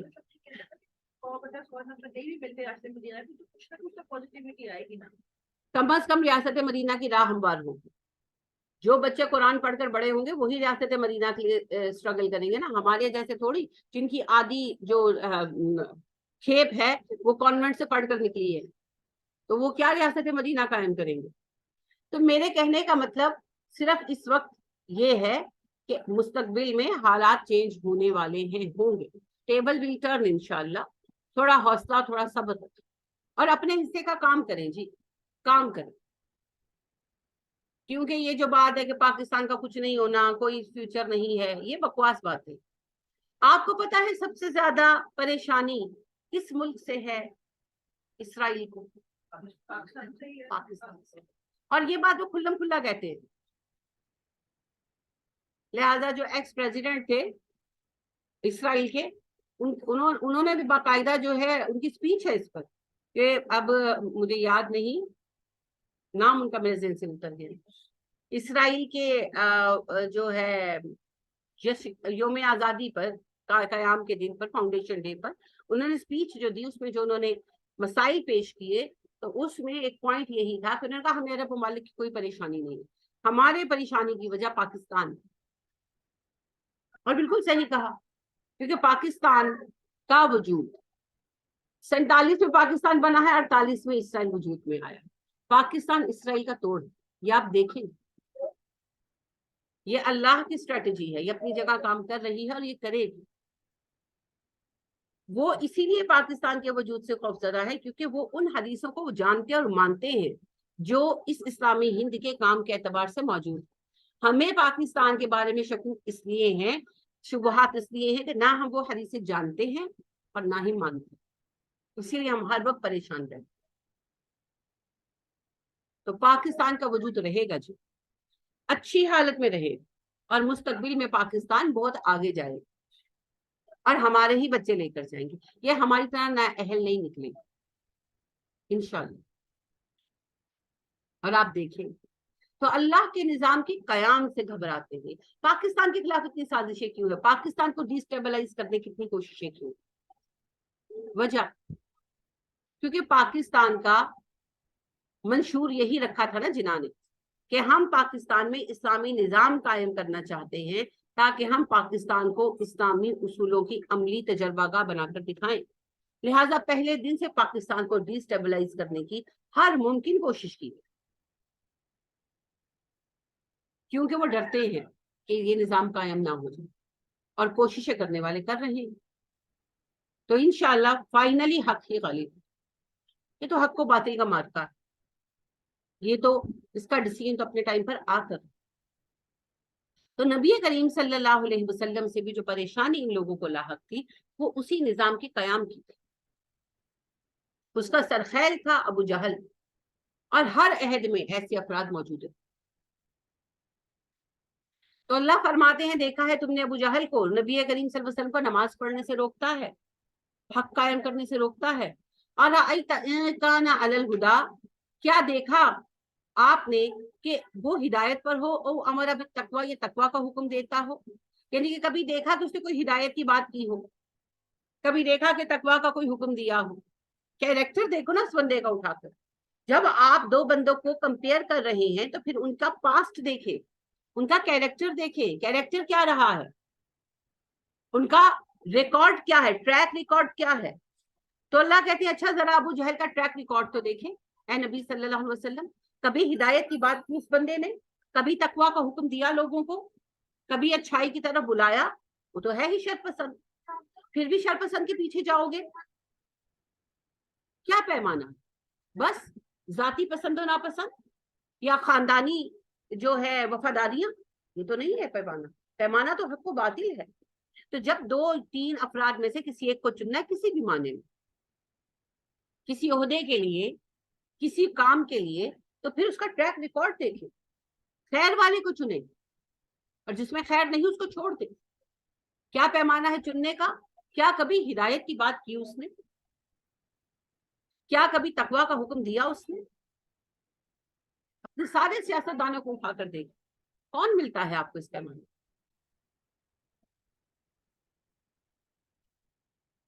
میں آپ کو بالکل اس بات پہ کنونس نہیں کر رہی کہ آپ عمران خان کو اگر کل کو وہ کھڑے ہوتے الیکشن میں تو ووٹ دیں. آپ کا ووٹ ہے، آپ کی جواب دہی ہے. اور نہ ہی میں یہاں سیاسی لیول پر بات کر رہی ہوں. میں صرف پرسنالٹیز کی بات ضرور کروں گی کہ یہ حکومت میں آنے ہونے سے بہت پہلے کی بات ہے کہ عمران خان جو ہیں ان کے انوائٹ کرنے پر میں تین ایسی خواتین کو جانتی ہوں جنہوں نے اسلام قبول کیا. اور وہ آپ خود بھی سرچ کر سکتے ہیں، کوئی ایسی دور کی بات نہیں ہے. اس کے علاوہ اللہ نے اس سے کیا کام لیا ہوگا وہ اللہ سبحانہ و تعالیٰ جانتے ہیں، میں نہیں جانتی. لیکن بات یہ ہے کہ جب آپ لوگوں کو کمپیئر کریں تو کمپیریزن کا لیول کیا ہونا چاہیے، ہدایت اور تقویٰ. یہ تو نہیں کہ عمران خان بہت متقی ہیں، یہ میں آپ سے دعویٰ نہیں کر رہی، نہ ہی میں ان کے کیریکٹر کا کوئی سرٹیفکیٹ آپ کو دے رہی. لیکن جو آپ کی لاٹ ہے اس میں سب سے بہتر کو پھر آپ کو چننا ہوگا. لہٰذا اس بنا پر چنے، باقی آپ کی مرضی ہے جس کو چاہے چنے. اَرَأَيْتَ إِن كَذَّبَ وَتَوَلَّىٰ، کیا آپ نے دیکھا اگر اس نے جھٹلایا اور منہ موڑا، یعنی اے نبی صلی اللہ علیہ وسلم اس نے آپ کو جھٹلا دیا اور منہ موڑ لیا، یہ رویہ اختیار کیا، تو اس کا سبب کیا ہے؟ کیا جھٹلانے کے لیے اس کے پاس کوئی دلیل موجود ہے کہ نبی کریم صلی اللہ علیہ وسلم کا انکار کرنے کے لیے، یا وہ پورا طبقہ جو اسلام کے نظام کو نہیں مانتا یا وہ نہیں چاہتا اسلام کا نظام نافذ ہو، کیا ان کے پاس اسلام کے نظام کو ہٹانے کی، اس کو رد کرنے کی کوئی دلیل ہے؟ وہ کوئی اس سے بہتر نظام لا سکتے ہیں؟ یا اسلام کے نظام سے ان کو کوئی تکلیف پہنچی پہلے کبھی؟ کیوں اسلام کے نظام سے وہ اس قدر بھاگتے ہیں، باغی ہیں؟ کیا سبب ہے؟ منہ موڑ رہے ہیں، کیوں موڑ رہے ہیں؟ تو جب بھی آپ اس کی تحقیق کریں گے اس کا سبب صرف ایک نکلے گا، اور وہ ہے اپنی منمانی کی زندگی گزارنا، من پسند زندگی گزارنا. کیونکہ اسلام سب کے لیے ایک جیسا قانون لے کر آتا ہے اور وہ لوگوں کو نہیں چاہیے. تو یہی اللہ سوال کر رہے ہیں کہ انکار کر رہا ہے، یہ منہ موڑ رہا ہے، سبب کیا ہے؟ غور کیا ہے آپ نے؟ علم یعلم بان اللہ یرا، کیا وہ اتنا بھی نہیں جانتا کہ اللہ دیکھ رہا ہے؟ جو ظلم کیے گئے مسلمانوں پر، ابو جہل آپ کو پتا ہے سرخیل رہا. حضرت سمیہ رضی اللہ تعالیٰ عنہ کو شہید کیا اس ظالم نے. حضرت یاسر رضی اللہ تعالیٰ عنہ پر کتنے تشدد ہوتے رہے. حضرت عمار نے کیا کچھ نہیں سہا اپنے ماں باپ کے حوالے سے، اپنے حوالے سے بھی. اور جو حضرت بلال رضی اللہ تعالیٰ عنہ تھا، جہاں بھی شر تھا وہاں کسی کا بویا ہوا بیج تھا، ابو جہل کا. تو اللہ فرما رہے ہیں کہ اسے یہ نہیں پتا کہ اللہ اس کے سب اعمال دیکھ رہا. اب جیسا کہ میں نے کہا یہ تو ایک مثال ہے، ابو جہل ایک مثال ہے، بات پورے گروہ کی، جس شہر میں بھی ہو، جہاں بھی ہو، آج بھی جو کچھ ہو رہا ہے. या तो मैं इस्तेमाल कर सभी कर रहे हैं जी, सभी कर रहे हैं। हर वो बंदा इस वक्त पाकिस्तान में जो हालात हैं, पाकिस्तान की हुकूमत को जिस तरह खराब करने की कोशिश की गई, हमारी मईशत को जिस तरह तबाह करने की कोशिश की गई, महंगाई कहाँ से कहाँ पहुंचाई गई, हर बंदा मुसीबत में है, हर बंदा परेशान है। ये सारे जो हालात पैदा किए गए ये हकीकी नहीं है, ये जानबूझकर पैदा किए गए। पाकिस्तानी रुपए को डिवैल्यू किया गया ताकि हमारी मईशत तबाह हो, ये बाकायदा पूरे प्लान के साथ हुआ। तो मसला ये है कि ये जो पूरा प्लान किया गया, करने वाले सारे काफिर हैं। वो तो चंद लोग पीछे बैठे ना, ये जो आके पूरी लौट है ये तो मुसलमान ही पैदा हुई है ना, आईडी कार्ड पर तो मुसलमान ही है। तो ये खौफ नहीं कि अल्लाह को क्या जवाब देंगे। इतने मुसलमानों को मुशक्कत में डालने वालों को क्या अल्लाह सुब्हाना व तआला सजा देने वाला?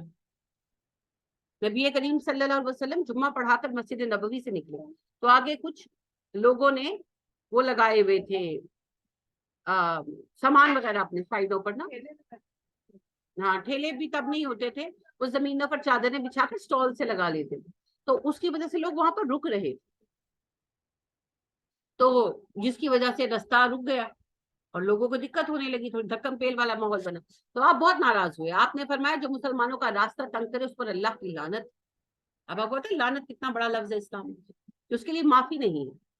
हालांकि उन लोगों का मकसद की सताना नहीं था, मगर आपने सख्ती से इस बात को मना कर, आज तक ये उसूल रखा गया है कि मस्जिद के आगे फेरियां शेरियां नहीं लगाई जाएंगी, लोगों का रास्ता करना। तो जिस दीन में मुसलमानों का हक इतना ज्यादा रखा गया है, वहां जानते बूझते हुए मुसलमान पूरी अवाम उसको तंग करने के लिए इस कदर शदीद जो है प्लानिंग करें और कुफार की इस प्लानिंग को बरूए कार लाएं और आम अफराद की जिंदगी को मुशक्कत में डाल दे और किसी को हक बात कहने की इजाजत ना हो, कोई उनके खिलाफ बात करे तो उठाए और मार दे, ये सूरत हाल जहां पर चल रही हो, उन लोगों का क्या क्राइटेरिया होगा? क्या वो ये नहीं सोचते कि अल्लाह देख रहा है? क्योंकि दरअसल बाहर आपको लग रहा होगा कि सियासी गुफ्तगू है, ये सियासी गुफ्तगू नहीं है। पाकिस्तान एक इस्लामी रियासत है, इस इस्लामी रियासत में जब भी कोई हुकूमत जो अवामी मदद के साथ आती है, स्टेबल होने लगती है, उसे डिस्टेबलाइज कर दिया जाए। आप तारीख उठाकर देखें 70 साल की पाकिस्तान की, सिर्फ वही हुकूमतें कायम रही जो गैर अवामी थी, यानी फौजी हुकूमतें थी। जब भी कोई अवामी हुकूमत मजबूत होने लगी उसको खत्म कर दिया गया। सबके टेन्योर, बेनजीर के भी ऐसे ही गए, नवाज शरीफ के भी ऐसे गए। अपार्ट फ्रॉम दैट को लोग कितने बासलाहियत। क्यों होता है ऐसा? क्योंकि जब एक अवामी हुकूमत मुस्तहकम होगी, 2-4 अपने टेन्योर पूरे करेगी, फिर और लोगों को आने का मौका मिलेगा अवाम में से, तो कोई तो फिर ऐसा आएगा ना जो इस्लाम का निजाम कायम करेगा। क्योंकि पाकिस्तान में सबसे ज्यादा कबूलियत है मुसलमानों के लिए। आप देखिए पूरी दुनिया मौजूद थी, मगर जब तुर्की में खिलाफत पर मुसीबत आई तो तहरीक खिलाफत सिर्फ यहीं से चली। जब भी कोई मुश्किल वक्त उम्मत मुस्लिमा पर आया है, सबसे पहले यहाँ के लोग आगे। तो जो इस्लाम की मोहब्बत है वो तो बिल्ट इन है, चंद एक लोगों को निकाल कर। अगर यहाँ पर हालात थोड़े सही हों तो वो लोग जरूर आगे आ सकेंगे जो इस्लाम के निजाम को कायम कर सकेंगे और उनको सपोर्ट भी हासिल होगी। इसी वजह से अवामी हुकूमतों को यहाँ स्टेबल होने दिया ही नहीं, कभी भी नहीं होने दिया। या तो फिर ऐसे हुक्मरान खरीद लिए गए, नवाज शरीफ साहब का भी तो आगाज एक अवामी लीडर की तरह ही था, बिक गए, और या फिर मार दिए। ये सब क्यों हुआ? क्योंकि इसी खौफ के बिना पर कि आज अगर अवामी हुकूमत जो अवामी मैंडेट पर आएगी स्टेबल हो गई और एक के बाद एक अवाम के मुंतखब नुमाइंदे आना शुरू हो गए, तो आज नहीं तो कल वो नुमाइंदा जरूर मुंतखब हो जाएगा जो पाकिस्तान में अल्लाह का निजाम इस्लाम कायम कर देगा। और ये हम नहीं चाहते, और इसको रोकने का रास्ता यही है कि इस्लामी हुकूमत कायम ना हो। इसको रोकने का रास्ता ये कि अवामी हुकूमत भी कायम हो, ताकि चीजें जो हैं वो काबू में रह सके। तो इसी वजह से कभी भी रोका नहीं गया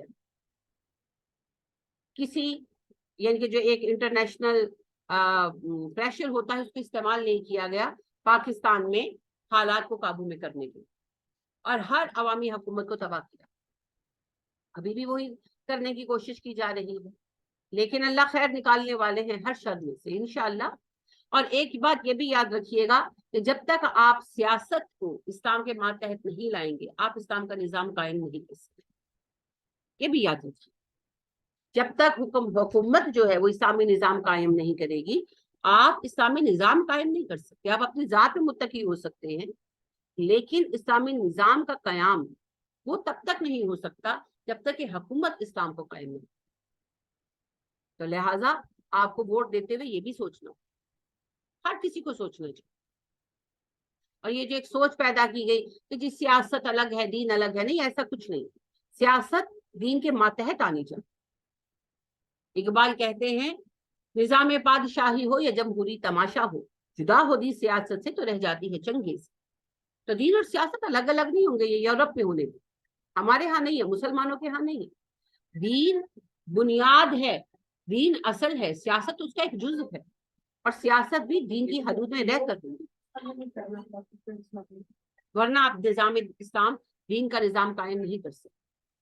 ہمارے لوگ خود نہیں چاہتے کہ وہ اسلامی حکومت آ رہی ہے کہ پرچے کرنے پڑیں گے, نمازیں پڑھنی پڑیں گی. ورنہ عمران سے بھی زیادہ وہ مولوی بھی تو اترے ہوئے ہیں کتنے سارے نام ہیں. کوئی دیکھیں جی بات یہ ہے, پہلی بات یہ ہے کہ لوگوں کی اکثریت جو ہے ایسی نہیں ہے کہ نہ چاہے, لوگوں کی اکثریت چاہتی ہے. دوسری بات یہ ہے کہ جو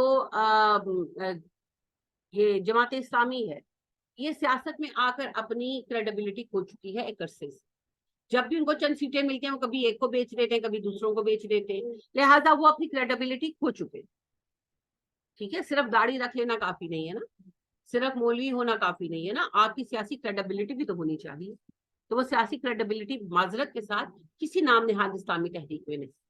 ایک چھوٹا سا سوال ہے, تحریک لبیک نے کتنا شور مچایا تھا عمران خان کے زمانے حکومت میں, کیا فرانس کا سفیر نکالو, حالانکہ پاکستان میں فرانس کا سفیر تھا ہی نہیں, موجود نہیں تھا. اب اس وقت شہباز شریف گئے, فرانس والوں سے $1 ملین مانگ کر لائے ہیں نا, اور وہاں مل کر آئے اور وہ جو کارٹونسٹ ہے اس سے بھی ملاقات کر کے آئے اور باقاعدہ اس کے ساتھ میٹنگ رہی ہے اور آرام سے بیٹھے ہیں, باتیں ہو رہی. تو کوئی کہاں ہے تحریک لبیک؟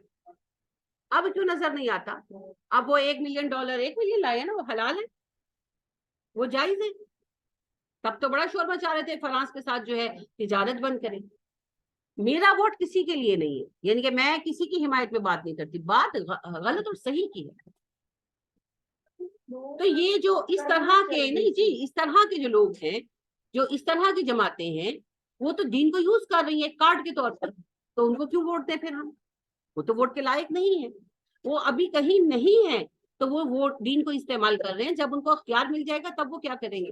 اور جماعت اسلامی تو معذرت کے ساتھ شروع سے ان کا یہی چلا آ رہا ہے, جب ان کو 4 سیٹیں ملتی ہیں کبھی ایک کے ساتھ مل جاتے ہیں اور کبھی دوسروں کے ساتھ مل جاتے ہیں. ان کی سیاسی کریڈیبلٹی کوئی نہیں, دینی کریڈیبلٹی جو ہے سو ہے, سیاسی کریڈیبلٹی کوئی نہیں.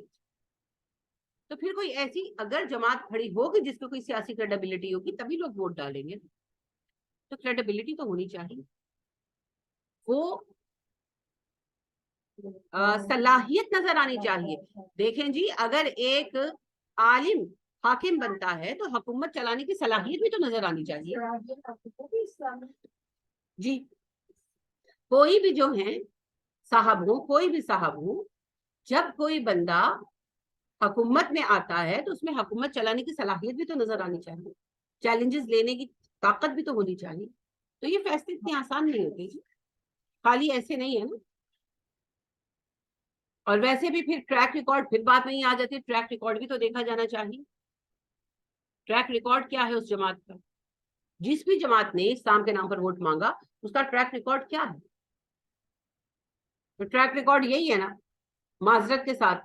لیکن پھر تکلیف دہ باتیں ہو جاتی ہیں, اور میں کسی جماعت کا نام لے کر بات کرنا پسند نہیں کرتی, لیکن میں نے خود جھیلا ہے. ہم پیپر دینے بیٹھے, جماعت اسلامی کے لڑکوں نے آ کے پیپر پھاڑ دیے سب کے, اور یہ ریپیٹڈ کام ہے ان کا. پیپر کی تیاری نہیں کی ہوئی تو گنڈا گردی شروع کر دی. یہ کرتی اسلامی جماعتیں, بہت کچھ ہے جی, بہت کچھ ہے. چھوڑ دیں یہ والی جو باتیں ہیں نا, یہ پھر جب ہوں گی اسپیسیفک جماعتوں کے حساب سے تو پھر مسئلہ بنے گا. اور میں نے پہلے ہی کہا کہ میں سیاسی بحث کے لیے آپ سے بات نہیں کر رہی, میں تو آپ ایک اجتماعی شعور کی بات کر رہی ہوں کہ مسئلہ جو ہے وہ پاکستان کی معیشت کا نہیں ہے, مسئلہ جو ہے وہ پاکستان کے وجود کا نہیں ہے, مسئلہ ہے پاکستان میں اللہ کے نظام کے قیام. ایک گروہ اس کو قائم کرنے کی کوشش کر رہا ہے اور دوسروں سے روکنے کی کوشش کر رہا ہے. بیچ میں جو لوگ ادھر سے ادھر تھالی کے بینگن کی طرح لڑکتے پھر رہے ہیں نا، انہیں کچھ شعور نہیں ہے کہ ایکچولی ہو کیا رہا. وہ صرف اپنا پیسہ کمانے کے لیے ان کے ہارٹ کا کارڈ بنے ہوئے. تو انشاءاللہ آخر کار تو حق غالب آئے، لیکن ابھی تھوڑے مسائل ہیں. حوصلہ رکھیں، اللہ رب کریم ان سے نکال دے.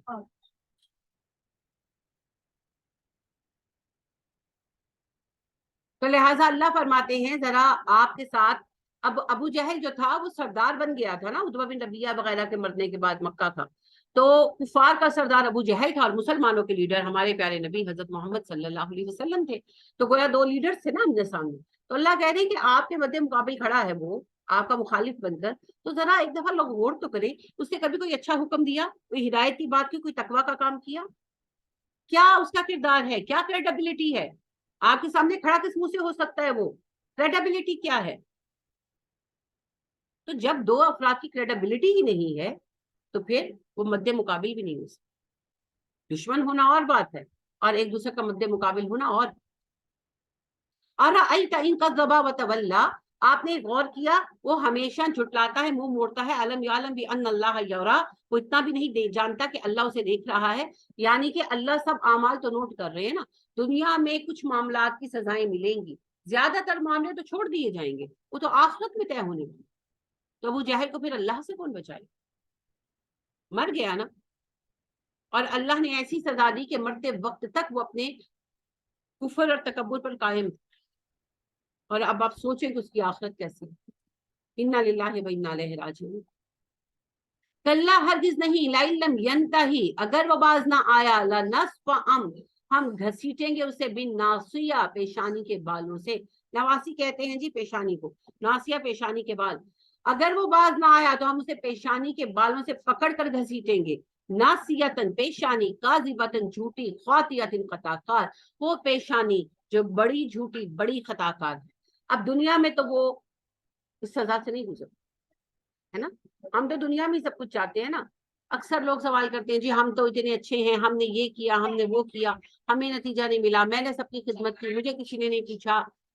جو یعنی کہ نہیں فرما بردار بچہ اسی کی ویلیو ہے. اس طرح کی بہت ساری باتیں ہم کرتے ہیں کیونکہ ہم چاہتے ہیں سب کچھ دنیا میں مل جائے. تو آخرت میں کیا چاہیے؟ دنیا تو صرف امتحان گاہ ہے نا، عمل کی جگہ ہے، نتیجہ تو نہیں ہے. نتیجہ تو آخرت میں ملنے والا ہے. وہ زندگی جو ابدی ہے اس کا فیصلہ عارضی زندگی کی بنیاد پر ہونے والا ہے. تو پھر اس زندگی کا نتیجہ ہمیں ملے گا انشاءاللہ. اور ضروری نہیں کہ سب کچھ دنیا میں مل جائے، بلکہ دنیا نتیجے کی جگہ ہے ہی نہیں. یہ تو جو تھوڑے بہت چیزیں ہو جاتی ہیں نا، وہ دراصل ہمارے اعمال کا قدرتی اور فطری نتیجہ ہوتی ہے. اللہ دنیا میں سزائیں نہیں دیتے، وہ اللہ نے آخرت کے لیے رکھی ہوئی ہے، وہ سب آخرت کے لیے.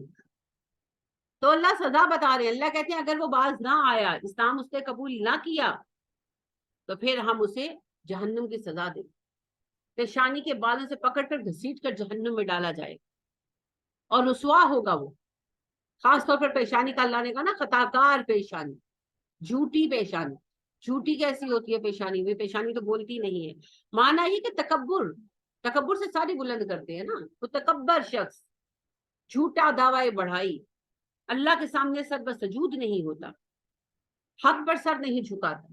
بھی تو ماتھے پہ چڑھائی جاتی ہے. بالکل. تو تکبر کا اظہار مانا یہی ہے. بہت سر بلند تھا نا.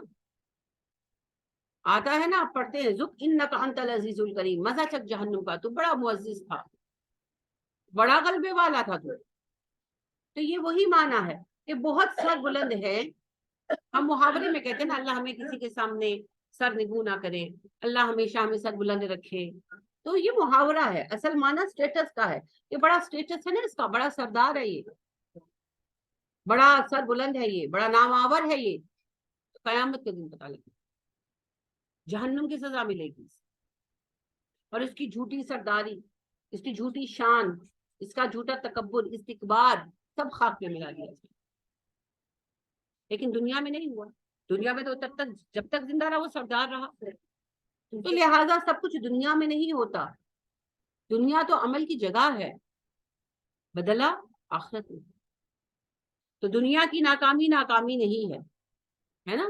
حسین رضی اللہ تعالیٰ عنہ شہید کر دیے گئے, فیملی بھی شہید کر دی گئی, تو کیا ناکام ہو گئے؟ بس ختم نہیں. اور حسین رضی اللہ تعالیٰ عنہ کیسے پرسکون تھے اتنے اس وقت میں, اتنی بڑی آزمائش, کیونکہ انہیں یہ پتا تھا کہ نتیجہ کیا ہے, یہ نتیجہ نہیں ہے. اور بہت سارے لوگ نے تھے, عبداللہ بن زبیر رضی اللہ تعالیٰ عنہ شہید کر دیے, تو کیا ناکام ہو گئے؟ نہیں. اصل ناکامی اور کامیابی آخرت کی ناکامی اور کامیابی, جو وہاں کامیاب ہوگا وہ کامیاب ہوگا, جو وہاں ناکام ہوگا وہ ناکام. تو لہذا ہمیں ناکامی اور کامیابی کے پیمانے بدلنے. تو اللہ فرماتے ہیں کہ اگر یہ باز نہ آیا, اسلام نہ لایا, تو ہم اسے خطا کار پیشانی سے پکڑ کر دیں. تکبر کرنا اور اپنے آپ کو دوسروں سے بہتر سمجھنا, یہ سب سے بڑا فتنہ ہے. دیکھ لیں, 2 عمروں کے بارے میں دعا مانگی گئی تھی نا, عمر بن حشام یا عمر بن خطاب. تو عمر بن خطاب منتخب ہوئے, حالانکہ دشمن وہ بھی اتنے ہی تھے اسلام کے, مگر وہ اس وجہ سے دشمن تھے کہ وہ اپنے دین کو حق سمجھتے. اور ابو جہل کا معاملہ یہ نہیں تھا, ابو جہل سمجھتا تھا سب, لیکن اس کا مسئلہ کیا تھا, میرا خاندان تمہارے خاندان کے سامنے جھک جائے گا. وہ برتری تسلیم نہیں کرنا چاہتا تھا بنی ہاشم. تو اس کا استکبار تھا, اللہ نے اس کے حق میں دعا بھی قبول کی. اور عمر جو ہے, عمر بن خطاب سے عمر فاروق بن گئے, اور عمر بن حشام جو ہے ابو الحکم سے ابو جہل بن گئے. ایک طرف ترقی کا سفر, ایک طرف تنزلی کا سفر. کیوں ہوا؟ تکبر. میں بڑا عالم, میں بڑی چیز, مجھے بڑا پتا ہے. کبھی اس زوم میں نہیں رہنا چاہیے. وَفَوْقَ كُلِّ ذِي عِلْمٍ عَلِيمٍ, ہر علم والے پر علم والا موجود. تو جتنا عاجز ہوں گے اتنا انشاءاللہ اللہ خیر عطا کریں گے. اور علم تو لاتا ہی عجز ہے. جیسے جیسے علم بڑھتا ہے نا, ویسے ویسے اپنی جو وجود کی حقارت, لفظ نیگیٹو ہو جاتا ہے, یعنی کہ ہماری حیثیت جو ہے کائنات میں وہ واضح ہوتی جاتی, سمجھ آتی جاتی, اتنی بڑی یونیورس میں ہم ہیں کیا, ہماری حیثیت کیا. تو جیسے جیسے علم بڑھتا ہے انسان میں جھکاؤ آتا, انسان جھکتا جاتا. اور جتنی جہالت ہوتی ہے اتنا تکبر ہوتا ہے. تو ڈگریوں کے باوجود جو اکڑے ہوئے ہیں نا, ان کے پاس بیچاروں کے پاس ڈگری تو ہے, علم نہیں. تو اللہ جو ہے ہمیں خاشعین میں شامل رکھے. اللہ سبحانہ و تعالیٰ فرماتے ہیں نا سورہ بقرہ میں, انہا لکبیرۃ الا علی الخاشعین, نماز بہت مشکل ہے, بہت بھاری ہے, ہاں آسان ان پر ہے جن میں خشوع. تو نبیوں کی صفت ہے خشوع, خضوع, عاجزی, جھکاؤ. اور ہمیشہ سے کافروں کی صفت ہے تکبر, انا. تو شیطان نے بھی کہا تھا انا خیر من, میں آدم سے بہتر ہوں. قابیل اور حابیل کے معاملے میں بھی یہی ہوا تھا, قابیل نے کہا تھا میں حابیل سے بہتر ہوں, اس کو کیوں چنا گیا, اس کی کون سی خوبی ہے جو مجھ میں نہیں ہے. اور آج تک یہی ہوتا رہا. حضرت یوسف علیہ السلام کے بھائیوں کو بھی تو یہی چیز ڈسٹرب کر گئی تھی نا. بعد میں خیر انہوں نے معافی مانگ لی, لیکن اس وقت تو یہی تھا نا کہ کیا ہے یوسف میں, ہم 10 بھائی ہیں, ایک سے بڑھ کر ایک, تو کون سی خوبی ہے یوسف پہ, یوسف کو ہتھیلی کا چھالا بنایا ہوا. اسی چیز نے انہیں یوسف کا دشمن بنا دیا. تو لہٰذا جسے اللہ عزت دے اس کو قبول کرنا چاہیے. جسے اللہ سبحانہ و تعالیٰ کسی کام کی لیاقت دے اس لیاقت کو تسلیم کرنا چاہیے. اور بڑائی بس اللہ کی ذات کی اور کسی کے لیے.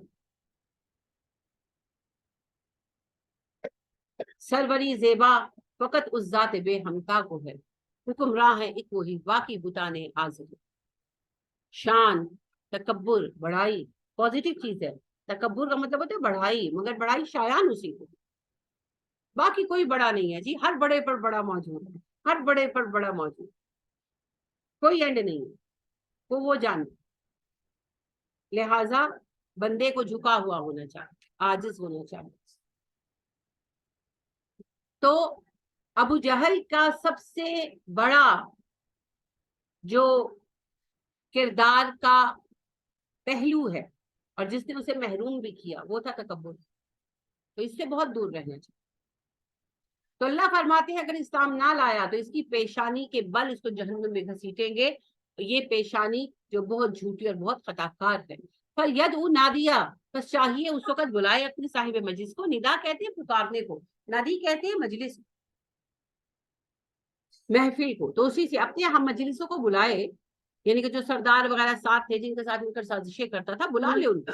سند اس زبانیہ, ہم دوزخ کے فرشتوں کو بلائیں گے. کلا ہرگز نہیں, لا تطیعوا, آپ اس کی اطاعت مت کیجیے گا, واسجد, سجدہ کیجیے, وقترب, قرب حاصل کیجیے. یعنی اللہ کہہ رہے ہیں جب ہم سزا دیں گے اس کے مرنے کے بعد جب عذاب کا سلسلہ شروع ہوگا تب بلائے اپنے مددگاروں کو.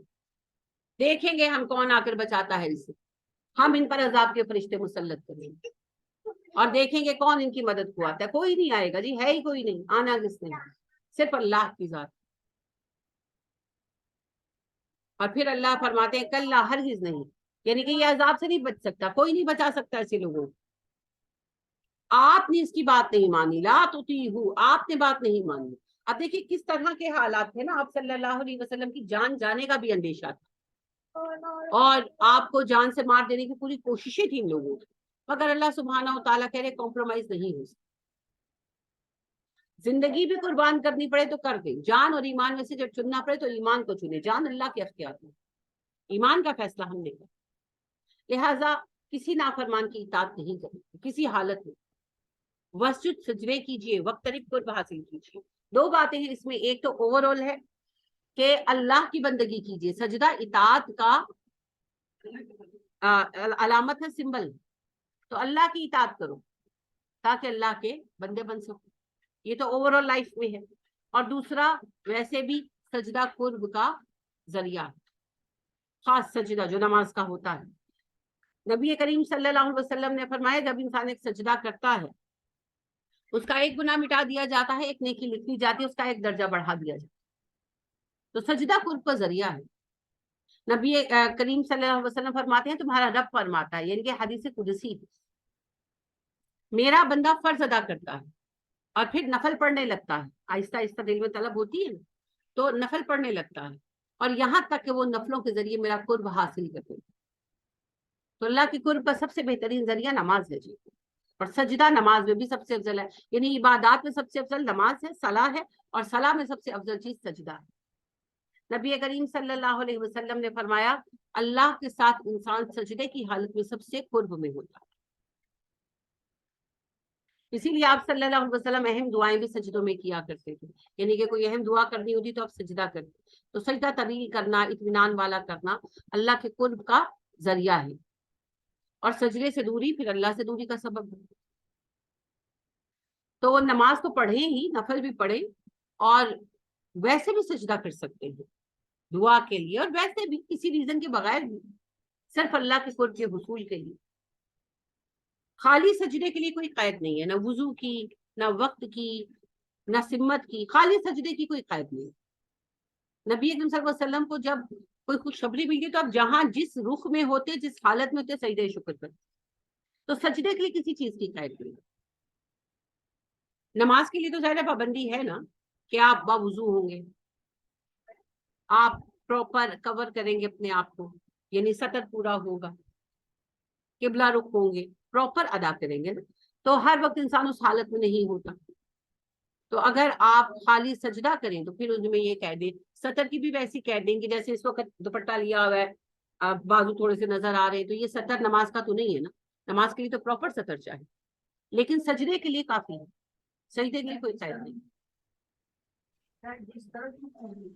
جی, اولا ہے کہ اگر آپ کے لیے آسانی ہو تو آپ سجدہ قبلہ رخ ہو کر کریں. وہ تو پھر ہر عبادت کے لیے ہے کہ اگر آپ کو آسانی ہو تو دعا کرتے ہوئے, کچھ بھی کرتے ہوئے آپ قبلہ رخ ہو جائیں, اس میں اجر ہے ایکسٹرا, کیونکہ قبلہ رخ ہونا بذات خود دیکھنے کی ہے, لیکن یہ شرط نہیں ہے, سجدے کی شرط نہیں ہے, نماز کی شرط ہے. اگر کوئی قبلہ رخ نہیں بھی ہے اور وہ سجدہ کرتا ہے خالی تو سجدہ ہو جائے. ٹھیک ہے. ایک ہوتا ہے اولا ہونا. اولا ہونے میں تو پھر یہ بات ہے کہ باوضو رہنا اولا ہے. تو اگر آپ باوضو ہیں تو زیادہ اچھی بات ہے, اور اگر آپ قبلہ رخ ہیں تو اولا ہے, ان کے زیادہ پسندیدہ ہے. لیکن یہ شرطیں نماز کی ہیں, خالی سجدے کی کوئی شرط نہیں. سجدہ آپ کہیں بھی کسی بھی حال میں کر سکتے, دعا کے لیے بھی, شکر کے لیے بھی, اور بغیر کسی سبب کے لیے, صرف قرب کے حصول کے. سجدہ تلاوت. تو سجدہ جو ہے بذات خود عبادت ہے. نماز کی جتنے بھی رکن ہیں وہ عبادت ہیں الگ الگ, اور ان عبادتوں کا مجموعہ ہے نماز. تو ان میں سے ایک عبادت ہے سجدہ. سجدہ دراصل عاجزی کا سب سے عظیم اظہار ہے, کیونکہ ہم اللہ کے سامنے اپنی پیشانی خاک پر رکھ کر اپنے عمل سے اور اپنی زبان سے یہ اقرار کرتے ہیں کہ اللہ جی ہم آپ کو اپنا رب مانتے ہیں, اور آپ کے سامنے ہمارا کوئی تکبر نہیں ہے, ہمیں کوئی بڑائی نہیں. آپ کے سامنے ہم اپنی پیشانی خاک پر رکھ کر ایک عاجز فقیر کی طرح, نبی صلی اللہ علیہ وسلم کہا کرتے تھے کہ آپ کی دعا ہے, اللہ جی میں ایک عاجز فقیر کی طرح خاک پر اپنی پیشانی رکھے, ناک خاک آلود کیے آپ سے مانگ رہا ہوں. یہ جس کا آخری درجہ ہے نا, آخری درجہ ہے عجز. تو ہم وہ اپنی خوشی کے ساتھ اللہ کے لیے پیش کرتے ہیں, اسی لیے اللہ کو سب سے زیادہ محبوب, سب سے زیادہ محبوب. اور یاد رکھیں پیشانی اور اس کے حل کا فاصلہ بس اتنا ہی ہے. پیشانی کہا میں نے, پریشانی اور اس کے حل کا فاصلہ اتنا ہی ہے جتنا پیشانی اور سجدہ کا فاصلہ. جب آپ سجدے میں سر رکھ کر عجز کے ساتھ اللہ سے حل مانگیں گے, حل اسی وقت مل جائے. ہم بس اس میں نا کوتاہی برتتے ہیں, ہم انتظار میں رہتے ہیں, تو بس ٹائم اور لمبا ہوتا جاتا ہے. تو نبی کریم صلی اللہ علیہ وسلم تو یہی کرتے تھے کہ آپ پریشان ہوتے تھے تو 2 رکعت نفل پڑھتے تھے, نفل نہ پڑھ سکتے تو ویسے ہی دعا کرتے. لہٰذا حضرت کعب کی جو حدیث ہے, معروف حدیث ہے, کہ آپ صلی اللہ علیہ وسلم حضرت کعب کے ساتھ ایک باغ میں گئے اور وہاں آپ نے سجدہ کیا, نماز نہیں پڑھی, صرف سجدہ کیا. اتنا طویل سجدہ کیا کہ کعب کہتے مجھے لگا آپ مر گئے, آپ صلی اللہ علیہ وسلم کی وفات ہو گئی. لیکن آپ صلی اللہ علیہ وسلم اس طویل سجدے کے بعد اٹھے. تو میں نے کہا اللہ کے نبی صلی اللہ علیہ وسلم آپ نے اتنا لمبا سجدہ کیا کہ مجھے اندیشہ ہوا کہ شاید آپ وفات پا گئے. آپ نے کہا نہیں, کہا میں نے اللہ سے 3 دعائیں مانگی, 2 قبول ہوئی اور 1 نہیں. میں نے دعا مانگی اپنے رب سے کہ اللہ میری امت پر شکلوں کے مسخ کرنے کا عذاب نہ آئے, اور اللہ نے اس دعا کو قبول کیا. اور میں نے دعا مانگی کہ میری امت پر زمین میں دھسائے جانے اور پتھروں کی بارش کا عذاب نہ آئے, اور اللہ نے یہ دعا بھی قبول کی. اور میں نے دعا مانگی کہ اللہ میری امت میں اختلافات نہ ہو, اور یہ دعا قبول ہوئی. تو یہ دنیا میں اللہ نے ہم پر آپ کی دعا کی وجہ سے فضل فرما رکھا ہے. قیامت کے دن بڑوں بڑوں کو آپ دیکھیں گے کہ جو اللہ معاف فرمائے سوروں اور خنزیروں کی اور بندروں کی شکل میں اٹھیں گے, کیونکہ جو جس گروہ میں جو دین میں ہیلا سازی کرتے ہیں وہ سخت والوں کے ساتھ اٹھائے جائیں گے نا. تو اللہ ہم پہ رحم فرمائے, اللہم لا تجعلنا معہم, آمین. لیکن یہ یاد رکھے کہ یہ اللہ کے نبی صلی اللہ علیہ وسلم کی سفارش کا نتیجہ ہے جو اللہ نے ہمارے دنیا میں پردے رکھے ہوئے. تو بہرحال آپ دیکھیں, خالی آپ نے سجدہ کیا دعا کے لیے, پریشان ہو تو سجدہ کریں, لمبا سجدہ کریں, اور اللہ سے اپنا حال کریں, ضرور سنے گا, وہ سب کی سنتا ہے اور حل بھی دیتا ہے, اور بہترین حل بھی. جی شمس صاحب کیا کہنا چاہ رہے تھے؟ الحمدللہ نبی کریم صلی اللہ علیہ وآلہ وسلم کا سجدہ بہت طویل ہوتا تھا, جتنا طویل قیام. اور میں اس چیز کو کبھی سوچتی ہوں کہ میں واقعی آپ کی قوت ضبط پر حیران ہوتی ہوں, کیونکہ آپ کا تہجد کا قیام بہت طویل ہوتا. آپ تہجد کی قیام کو تو امیجن بھی نہیں کر سکتے. آپ عام نماز میں آ جائیں, جیسے آپ صلی اللہ علیہ وسلم نے سورہ اعلیٰ پڑھی, آپ پڑھتے تھے سورہ اعلیٰ پڑھائی. اب سورہ اعلیٰ ایک پوری سورت ہے, اور جب اس کو ترتیل کے ساتھ پڑھا جائے تو ٹائم لیتی. آپ صلی اللہ علیہ وسلم کا تو حسن ترتیل بھی بہت اچھا ہے کہ آپ ایک آیت پڑھتے پھر اس کا جواب دے دیے, پھر رک جاتے, پھر اگلی آیت پڑھتے, پھر رک جاتے, پھر اگلی آیت پڑھتے, پھر رک جاتے.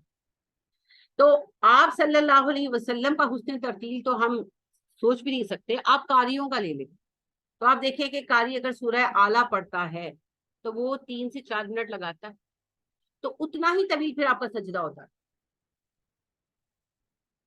لہٰذا صحابہ بھی بیان کرتے اور اما عائشہ بھی کہ آپ صلی اللہ علیہ وسلم کی نماز میں ارکان میں تعدیل ہوتی تھی، عدل ہوتا تھا، سب رکن برابر ہوتے تھے. جتنا لمبا آپ قیام کرتے تھے اتنا لمبا رکوع کرتے تھے، اتنا لمبا سجدہ کرتے.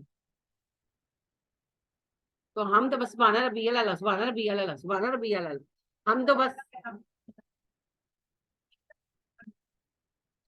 نہیں پڑھتے ہیں بچے زور بتا دیتے ہیں، ماما نے 100 رکعت نماز لی تھی، مما نے تو 100 دیکھیں جی ایک جملہ ہے جو ہم سب نے اپنے اپنے زمانہ جاہلیت میں کہا ہے، سب نے کہا تسی بیٹھو میں 2 منٹ ہی نماز پڑھ کے آئی.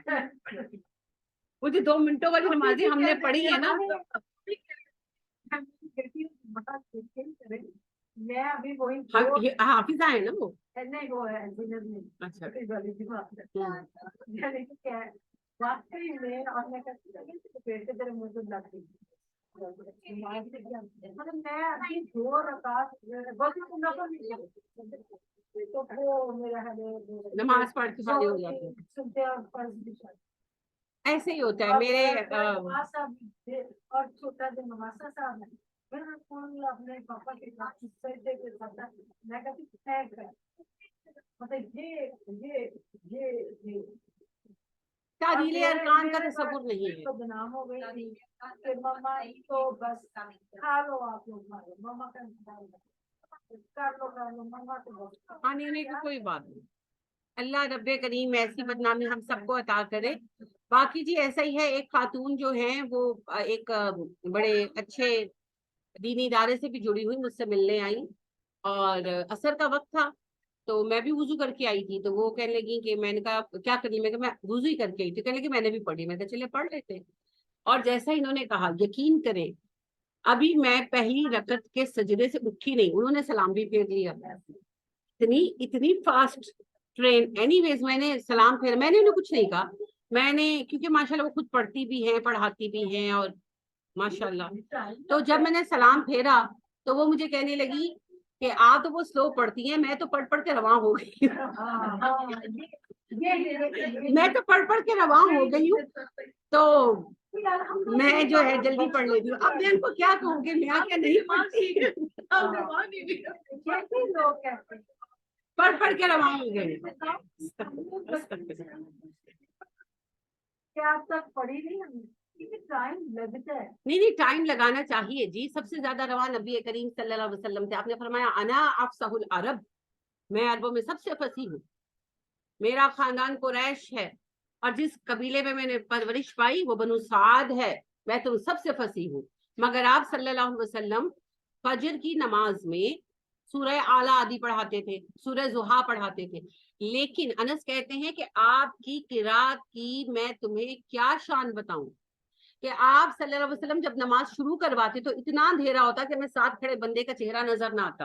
اور جب آپ فجر کی 2 رکعتیں سنتے تو گھر سے پڑھ کر آتے تھے، تو وہ 2 رکعتیں جب آپ ختم کراتے تو اتنی روشنی ہو گئی ہوتی تھی کہ ہمیں نور وقت اسفار ہو گیا ہوتا کہ ان کے جو روشنی اترتی نظر آتی ہے سفیدی وہ ہو گئی ہوتی. یعنی 2 رکعتوں میں آپ صلی اللہ علیہ وسلم 30 سے 45 منٹ لگاتے 2 رکعتوں میں، کہ شدید اندھیرے میں کھڑے ہوتے. یعنی کہ جیسے فرض کریں کہ 4 بجے اذان ہوئی ہے تو 4:45 بجے جا کر وہ ٹائم بنتا ہے جس میں روشنی نیچے گرتی نظر آتی ہے، ایسے لگتا ہے کہ نور گر رہا ہے. اسے وقت اسفار کہتے ہیں. تو انس کہتے ہیں کہ جب ہم کھڑے ہوتے تھے تو اتنا اندھیرا ہوتا تھا کہ ساتھ والے کا چہرہ نظر نہیں آتا تھا کہ کون کھڑا ہے. لیکن جب آپ سلام پھیرتے تو اسفار ہو چکا ہوتا، روشنی نیچے گر رہی ہوتی. تو آپ صلی اللہ علیہ وسلم سے زیادہ فصیح اور رواں کون تھا بھائی؟ مگر آپ اتنی تسلی کی نماز پڑھاتے تھے.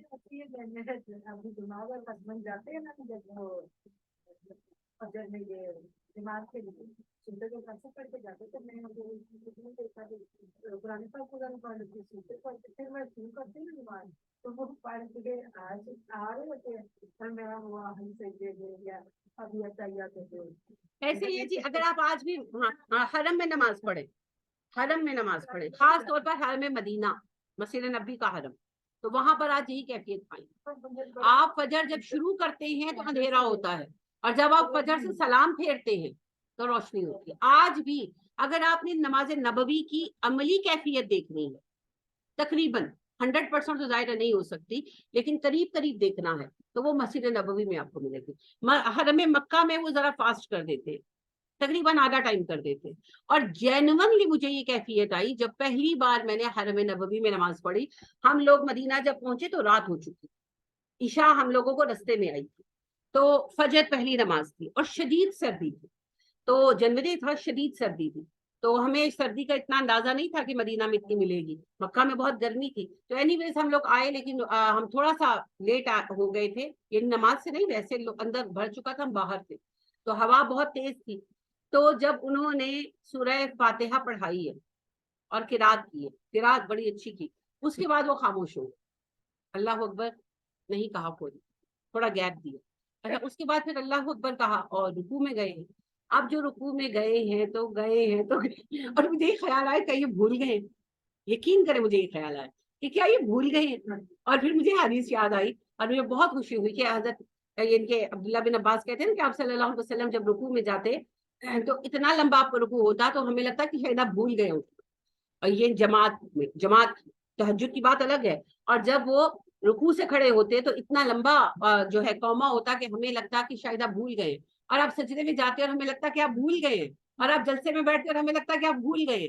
کہ پورا تعدیل ارکان یہی تو ہے، سب رکنوں کو برابر رکھنا، سب رکنوں کو برابر رکھنا. تو وہ جو نماز کی کیفیت ہے وہ کیفیت ہی اور ہے. تب پھر نماز کا لطف آنا. اللہ ہمیں عبادت کا لطف عطا کرے، آمین. لیکن سجدہ جی بہت ہی اہم عبادت ہے، اور نبی کریم صلی اللہ علیہ وسلم کے سجدے بہت طویل تھے. اما عائشہ صدیقہ رضی اللہ تعالیٰ عنہ کہتی ہیں کہ نبی کریم صلی اللہ علیہ وسلم جب 2 رکعت پڑھنے کھڑے ہوتے، ان سے پوچھا نا نوجوانوں نے کہ اماں نبی صلی اللہ علیہ وسلم کی نماز کے بارے میں بتائیں، مکہ گئی ہوئی تھی. تو کہنے لگی کیا بتاؤں تمہیں، نبی کریم صلی اللہ علیہ وسلم جب 2 رکعت پڑھنے کھڑے ہوتے تو آپ قیام کرتے، اور میں اس قیام کا حسن اور طوالت تم سے کیسے بیان کروں. اور پھر آپ صلی اللہ علیہ وسلم جب تسلی سے قیام کر لیتے تو رکوع کرتے، اور اس رکوع کا حسن اور طوالت میں تم سے کیا بیان کروں.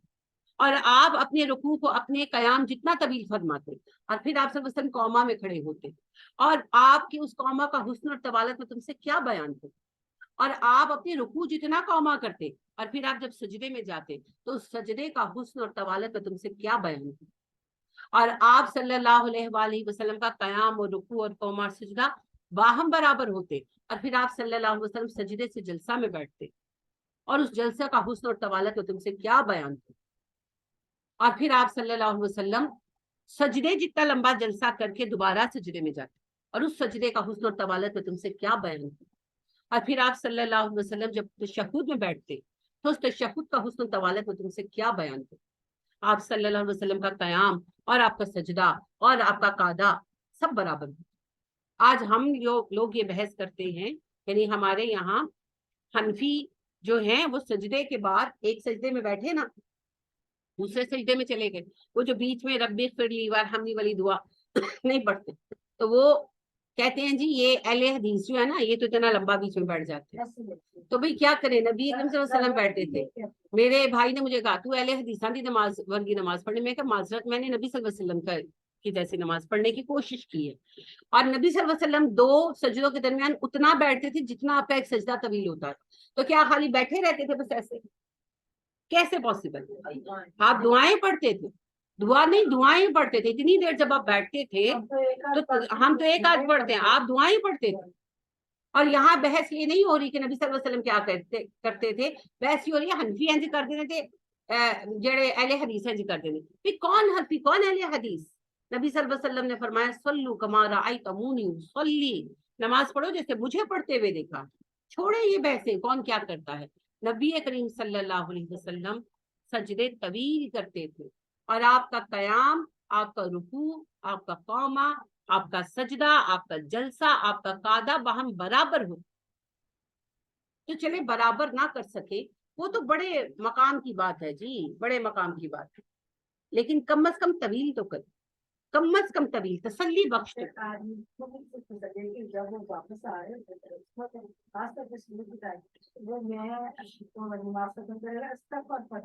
میں نے اتنی ویٹ کر دی نہیں نبی صلی اللہ علیہ وسلم ایسے ہی کرتے تھے. ہاں، اور آپ یہ دیکھیں کہ اتنی خوبصورت نماز پڑھنے کے بعد سلام پھیر کر نبی اکرم صلی اللہ علیہ وسلم کیا پڑھتے تھے؟ حفصہ بتائیں. استغفار پڑھتے تھے، 3 بار پڑھتے تھے. اب آپ اندازہ کریں کہ یہ ہے نیکی، کہ نیکی پر گمان نہیں ہونا چاہیے کہ میں بڑا ہی توپ مار لے. ہماری نیکیاں یہی چیز تو کھا جاتی کہ ہم کہتے ہیں میں نے اتنے قرآن پڑھ لیے، میں تو عالم ہوں، یہ تو جاہل ہے، میں نے تو فلانی نیکی کر لی، میں تو بڑا نیک ہوں. نبی کریم صلی اللہ علیہ وسلم اللہ کے نبی ہیں، کتنا کام کرتے تھے آپ جانتے ہیں، اور اتنی طویل نماز پڑھ کے سلام پھیر کر سب سے پہلے 3 بار استغفر اللہ ربی، استغفر اللہ ربی، استغفر اللہ ربی، اللہ جو کمی رہ گئی معاف کر. تو ہمیں تو سجدوں سے سر نہیں اٹھانا چاہیے، ہماری تو زبان استغفار سے نہیں رکھنی چاہیے. مگر ہم تو سارے ہی نیک ہیں، ہر ایک شخص کو دعویٰ ہے پارسائی کا، سبھی فرشتے ہیں یارو، کوئی بشر بھی ہے. بشر بننا بہت مشکل ہے، بہت مشکل. تو سجدوں کی کثرت کیجیے. لہٰذا حضرت ربیعہ ابن ربیعہ رضی اللہ تعالیٰ عنہ جو ہے، ایک رات نبی کریم صلی اللہ علیہ وسلم تہجد کے لیے اٹھے تو وہ آپ کے انتظار میں تھے. کئی دنوں سے کرا رہے ہوں گے، لیکن ایک رات کا واقعہ ہے. کیا وہ انتظار میں تھے پانی لے کر، سردی تھی اور وہ گرم پانی لیے انتظار میں تھے. ظاہر آسان نہیں تھا اس دور میں آگ جلانا، پانی گرم کرنا، تو مشقت کرتے تھے آپ کی محبت میں. تو آپ کو انہوں نے وضو کرایا، باہر آئے تو وہ پہلے سے موجود تھے، تو وضو کرایا. تو آپ نے کہا کہ مانگے آپ مجھ سے کیا چاہتے ہیں. یعنی آپ کو ہوا کہ اتنا خاص میرا خیال کر رہے ہیں تو کچھ خواہش، کچھ ریزن ہو سکتی ہے. تو انہوں نے کہا کہ میں جنت میں آپ کا ساتھ چاہتا ہوں. آپ نے کہا اس کے سوا کچھ؟ انہوں نے کہا جی نہیں، بس یہی. تو آپ نے کہا پھر میری مدد کیجیے سجدوں کی کثرت کے ساتھ. ٹھیک ہے. تو آپ صلی اللہ علیہ وسلم کی دعا تو ان کے حق میں مقبول ہے ہی، مگر ساتھ آپ نے کہا میری مدد کیجیے سجدوں کی کثرت کرو. بلندی مقام چاہیے تو سجدوں کی کثرت کرو. تو لہٰذا نماز فرض کے سوا کبھی اپنی طلب سے نفل بھی پڑھے، اور کچھ نہیں تو ایسے ہی کبھی سجدہ بھی کرے محض اللہ سے قرب کے حصول کے لیے. کرتے نہیں کبھی امی کو فون کیا، کاجلی فون کیا، ویسے ہی امی تاڑی یاد آ رہی ہوتا. کبھی شوہر کو فون کیا، شوہر کہتے ہیں کیا بات ہے، کس لیے فون کیا، کچھ نہیں بس آپ سے بات کرنا ہوتا. کبھی بچہ آ کے آپ سے نپٹ جاتا ہے، میری پوتی ہے، کیا بات ہے، کچھ نہیں ایسے. تو یہ قربت کے ذرائع ہے نا، محبت کے ذرائع ہیں. تو کبھی بلا سبب بھی اللہ کو یاد کریں کہ اللہ بھی پلٹے بندے کی طرف کہ بندہ کیا چاہیے. اللہ جی کچھ نہیں چاہیے، صرف آپ چاہیے. سرکار کو سرکار سے مانگوں گا نیازی، سرکار نے جب مجھ سے کہا اور بھی کچھ مانگ. تو نبی کریم صلی اللہ علیہ وسلم کی محبت، اللہ کا ساتھ، یہ جس کو مل جائے جی بڑی نعمت، تو اس کے لیے بھی طلب کرنا چاہیے. جی بجے کے جائیں گے، جو مغرب کے بعد کی جو پڑھتے ہیں وہ خود ساختہ ہے جی. ویسے پڑھ لیں، حرج نہیں ہے. نفل کی کوئی بہن نے سوال یہ کیا ہے کہ اوابین جو ہے وہ صبح کی وقت 11 بجے کی نماز ہوتی ہے، تو جو مغرب کے بعد 6 رکعت نفل پڑھتے ہیں اور ان کو اوابین کہتے ہیں، تو کیا ہے؟ ویسے وہ خود ساختہ ہے. ٹھیک ہے، اوابین کے نام کی کوئی نماز مغرب کے وقت نہیں ہے. ہاں دوسری بات یہ ہے کہ صحابہ مغرب کی نماز جب پڑھتے مسجد میں، مسجد نبوی میں، تو پھر وہ وہیں پر سٹے کرنے تھے عشاء کے لیے، کیونکہ رات ہوتی تھی، اندھیرا، جانا آنا آسان نہیں تھا.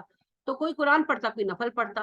تو انس کہتے ہیں کہ سب سے زیادہ نفل صحابہ مغرب سے عشاء کے مابین پڑھتے تھے، کیونکہ فارغ بیٹھے ہوتے تھے تو پھر نفل پڑھتے تھے. تو ویسے آپ نفل پڑھیں، جو آپ پڑھ سکے پڑھیں، کوئی قید نہیں ہے. نفل کے لیے تو ویسے بھی قید نہیں ہے، لیکن اس کو اوابین کا نام دینا غلط ہے. اوابین کی نماز ضحیٰ کی نماز ہے. نبی صلی اللہ علیہ وسلم نے فرمایا الضحیٰ ہی الاوابین، ضحیٰ ہی تو اوابین کی نماز. چاش ضحیٰ جو بھی کہہ لے، چاش ضحیٰ سب ایک ہی نماز کے نام. اور کوئی بات، کوئی سوال؟ جی جی کوئی بھی دعا مانگ سکتے. 2 سجدوں کے درمیان سنت دعا آپ نے پڑھ لی، اس کے بعد جو چاہے دعا مانگے، کیونکہ سجدہ طویل کرنا ہے، اپنی دعائیں پیش کر جلسہ طویل کرنا ہے، تو آپ اس میں جو چاہے دعائیں پیش کر. جی اور کوئی بات؟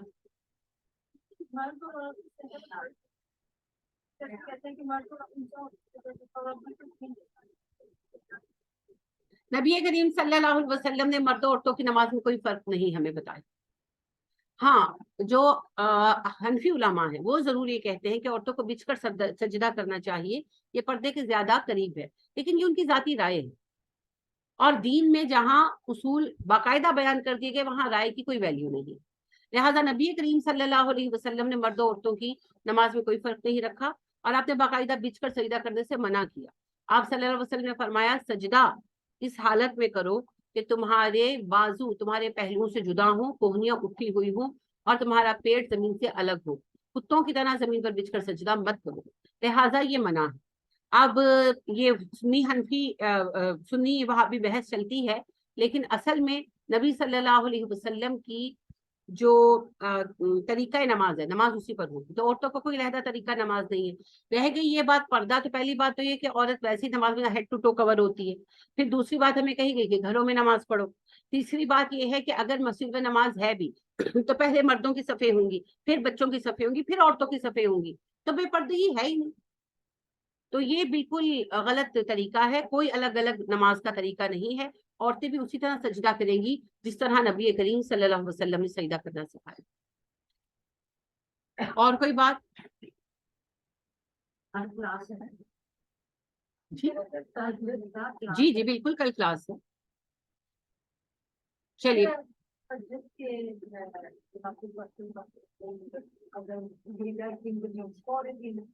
جی جی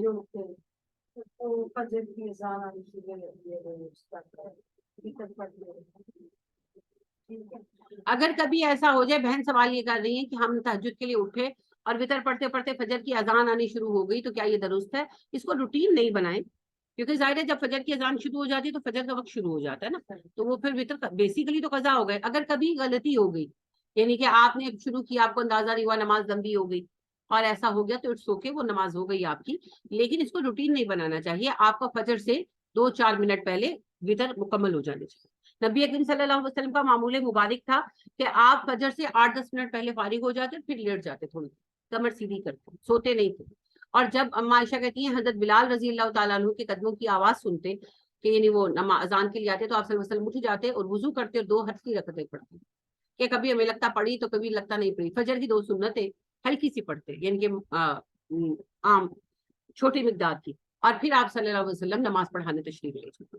ٹھیک ہے، تو کچھ دیر پہلے 4-5 منٹ پہلے ختم کرنے کا معمول ہونا چاہیے، کبھی ہو جائے تو وہ پھر کوئی بات نہیں، وہ اللہ معاف فرمانے والا۔ چلیے پھر آج کی کلاس ماشاءاللہ ختم کرتے ہیں۔